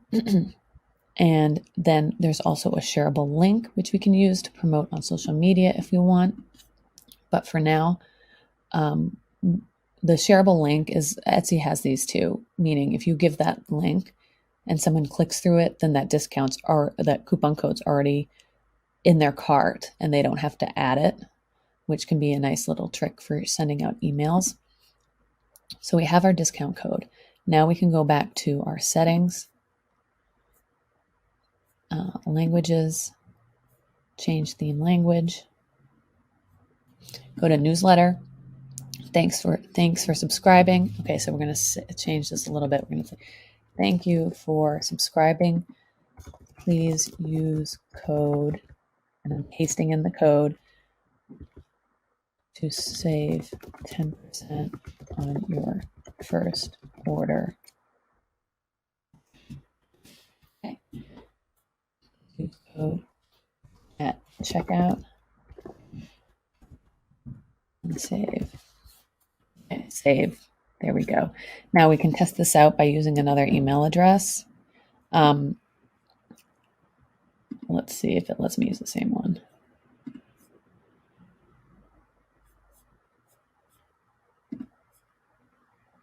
No, it doesn't because I already subscribed. So that's good. That's a good test to do. But you can test out with a different email address if you want, and just to make sure that language is correct. All right, and then see, we can also change the label to, where it says email, that's this text here, if you want to put email address or whatever, and if you want the button to say something else other than subscribe. This doesn't have a button, but if it did, that would be what it says. And you can see there's all kinds of other languages we can customize here. So a lot of it, you're fine. Really, you should only come in here and change something if you see something that is obviously not correct. Like, so for when someone signs up for an email, that language that they're shown after the email was incorrect, and we needed to add that. So you don't want to go in here and start changing your languages and the text all the time. There's really no need to do it. It's just when you come across something that you see as a problem. And while we're here, we'll see this is the powered by Shopify. So this shop will be powered by Shopify. This is on your page right now where it says password protected. So, I mean, that's fine. No one's really going to come across that. But I know there's that text at the bottom that maybe I necessarily don't want this powered by Shopify link. Excuse me. So where do we find that? I don't know. But what we can do is type in powered. All right. So powered by Shopify. This is the link. And what we can do is, I wonder if that's the same that will go there. So what we can do is type in design by, let's just save that and see if it changes that. So we can click refresh. Oh, just leave that. There we go. And now it says designed by Whutsy, but the link still goes to Shopify. Okay. but you can change it to whatever you want. Now, if I want to get rid of it, if I just do a space, let's see what happens. There, now it's gone. There's nothing there. So you can just put a type of space in there and that will take care of it. Okay, so a couple other things that we can discuss. We have the design of our website done. We're pretty much ready to go. The only other thing that I want to talk about is customization options as far as your Etsy items, if you have personalized items. So this in particular requires, I need to know the birth date for this. And there's no way for someone to put the birth date in here because I would have that personalization box on Etsy. And then also on your website, there's no place for someone to send you a photo. They can fill out the contact form, but they can't upload a photo here, right? Because in a perfect world, if we needed a photo for this, we want a little upload box here and be able to upload. Now, this stuff is add-ons. These are actual apps that you will need to pay for to add on these features. So that's just something to consider. Maybe for your online store at first, you don't have those personalized items that require that. I can also show you those apps and you can make a decision. You can do a trial period and see if you get enough business on your online store to justify paying for those apps, or there's a lot of scenarios that you can kind of work out and decide. So I have the links below in the description of this video to the different apps that I recommend for this. You can always click customize your store under apps to find them as well. Now, the one app I recommend for adding a personalization box is Infinite Options.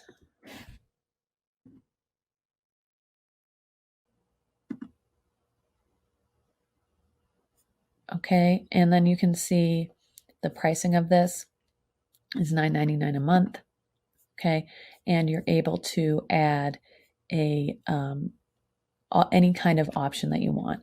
So when they say infinite options, it's literally, so you can add custom product fields like text, so people can insert text. Like if I need someone to enter in their birthday, calendars, they can select a calendar date from the birthday, check boxes, and then also drop-down menus. You can do swatches.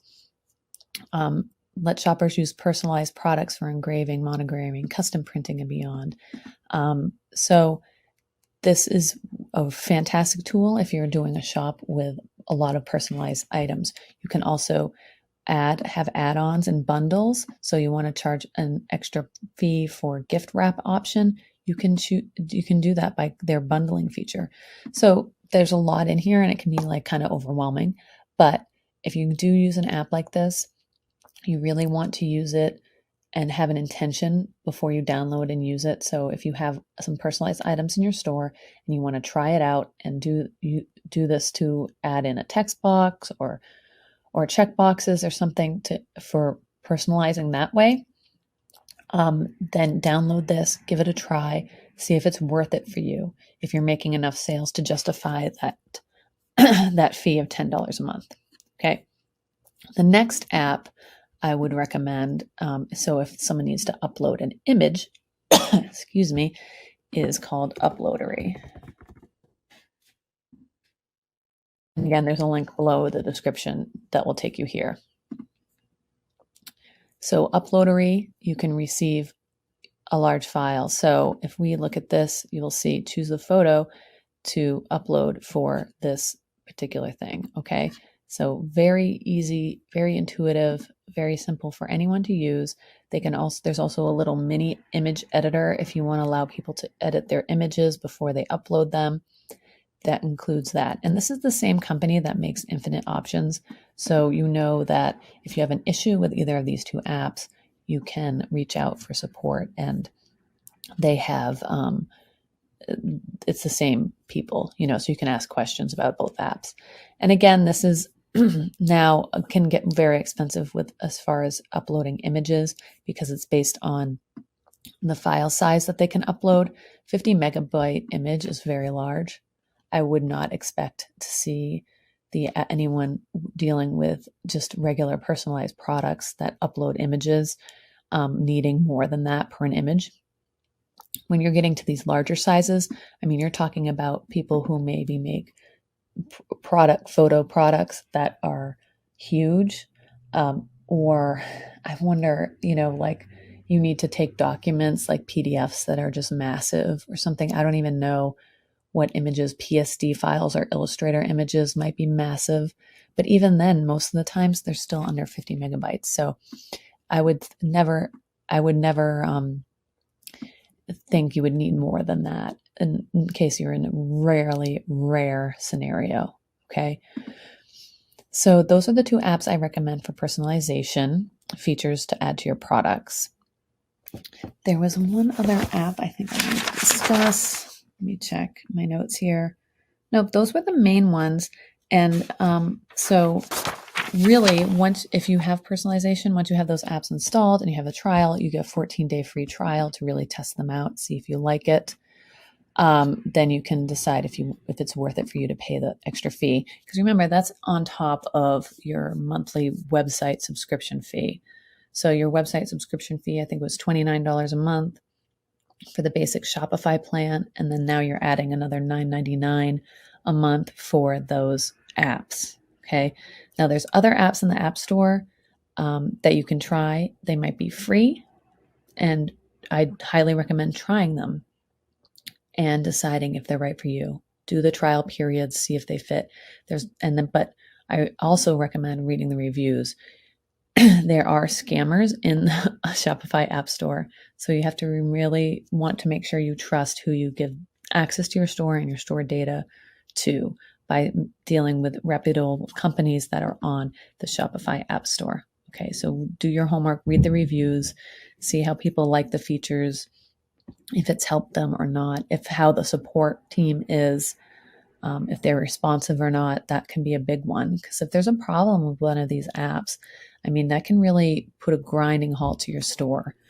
So don't just add apps willy-nilly. Make sure you go through and use these apps with intention. All right, so before you go ahead and publish your store, you really want to go through all your menus, all your options, and everything, and make sure everything is filled out properly. You want to go through all these details, all these tabs, and make sure you have everything ready to go. The other major thing that you'll want to make sure is done before you launch is to add a domain. Now you can connect a existing domain, or they'll let you buy a domain right through Shopify. I recommend Namecheap as a supplier of domains. That's who I use. There's a link in the description below if you'd like to click through and see what they offer. I find that they are the best price and the most intuitive workspace for setting up a domain. They do here have instructions for popular registrars. That's what Namecheap is. GoDaddy is another one. There's Google Domains. There's a bunch of them. And you can read the instructions for help with that. I'm not going to walk you through connecting a domain at this point, but you definitely want to do that first. And by domain, it means www.myshop.com, www.whutsy.com, for example. So that's your domain. And obviously you want to have something that is your brand in. And if you've been watching any of my other videos, I really encourage buying those domains early when you open your Etsy shop. So you have them. Doesn't mean you have to use them, but when you're ready to run your shop, you have the domains and you know where they are. You can use them, and then you don't have to worry about someone else buying that domain name if you have something that's catchy or maybe people might see and decide to buy. So that's where the next step you would want to do, and go through all your tabs, make sure you have all this stuff filled out properly, and you have your taxes and everything figured out before you launch your store. Now, when you're ready to launch, you go to Settings and click Plan. And you are currently in a trial store, okay? And when you're ready, all you have to do is click Choose Plan, choose your plan, and then go ahead and sign up and publish your store, okay? let me know in the comments what questions you have. I know there's a lot of stuff that I didn't go into because I only wanted to go into the very vital stuff for setting up your online store, adding your products from Etsy, editing your products, getting the design of your website right, and then the most important vital information. All the other stuff, selling on the other platforms like Facebook, Instagram, etc., those I can do in another video. Leave me a note in the description below what of those platforms you want to set up, because the sales channels, all you have to do is click the plus icon here and you'll see everything that's available and you can add those. Okay. And if it says don't see a channel you're interested in, you can click that to visit the App Store and find those. Because I know, because you can add, okay, Pinterest is here. They don't have Instagram. Let's say Facebook and Instagram are the same. You would set up Facebook. TikTok, you might have to go to the App Store to find it. Yeah, because they don't have all their sales channels here like they normally would. But go into the App Store and see what's there. Okay. And so I hope this video was helpful to get your online store launched. And let me know if I missed something or there was something you were confused about. Happy to help in any way I can. So have a great day.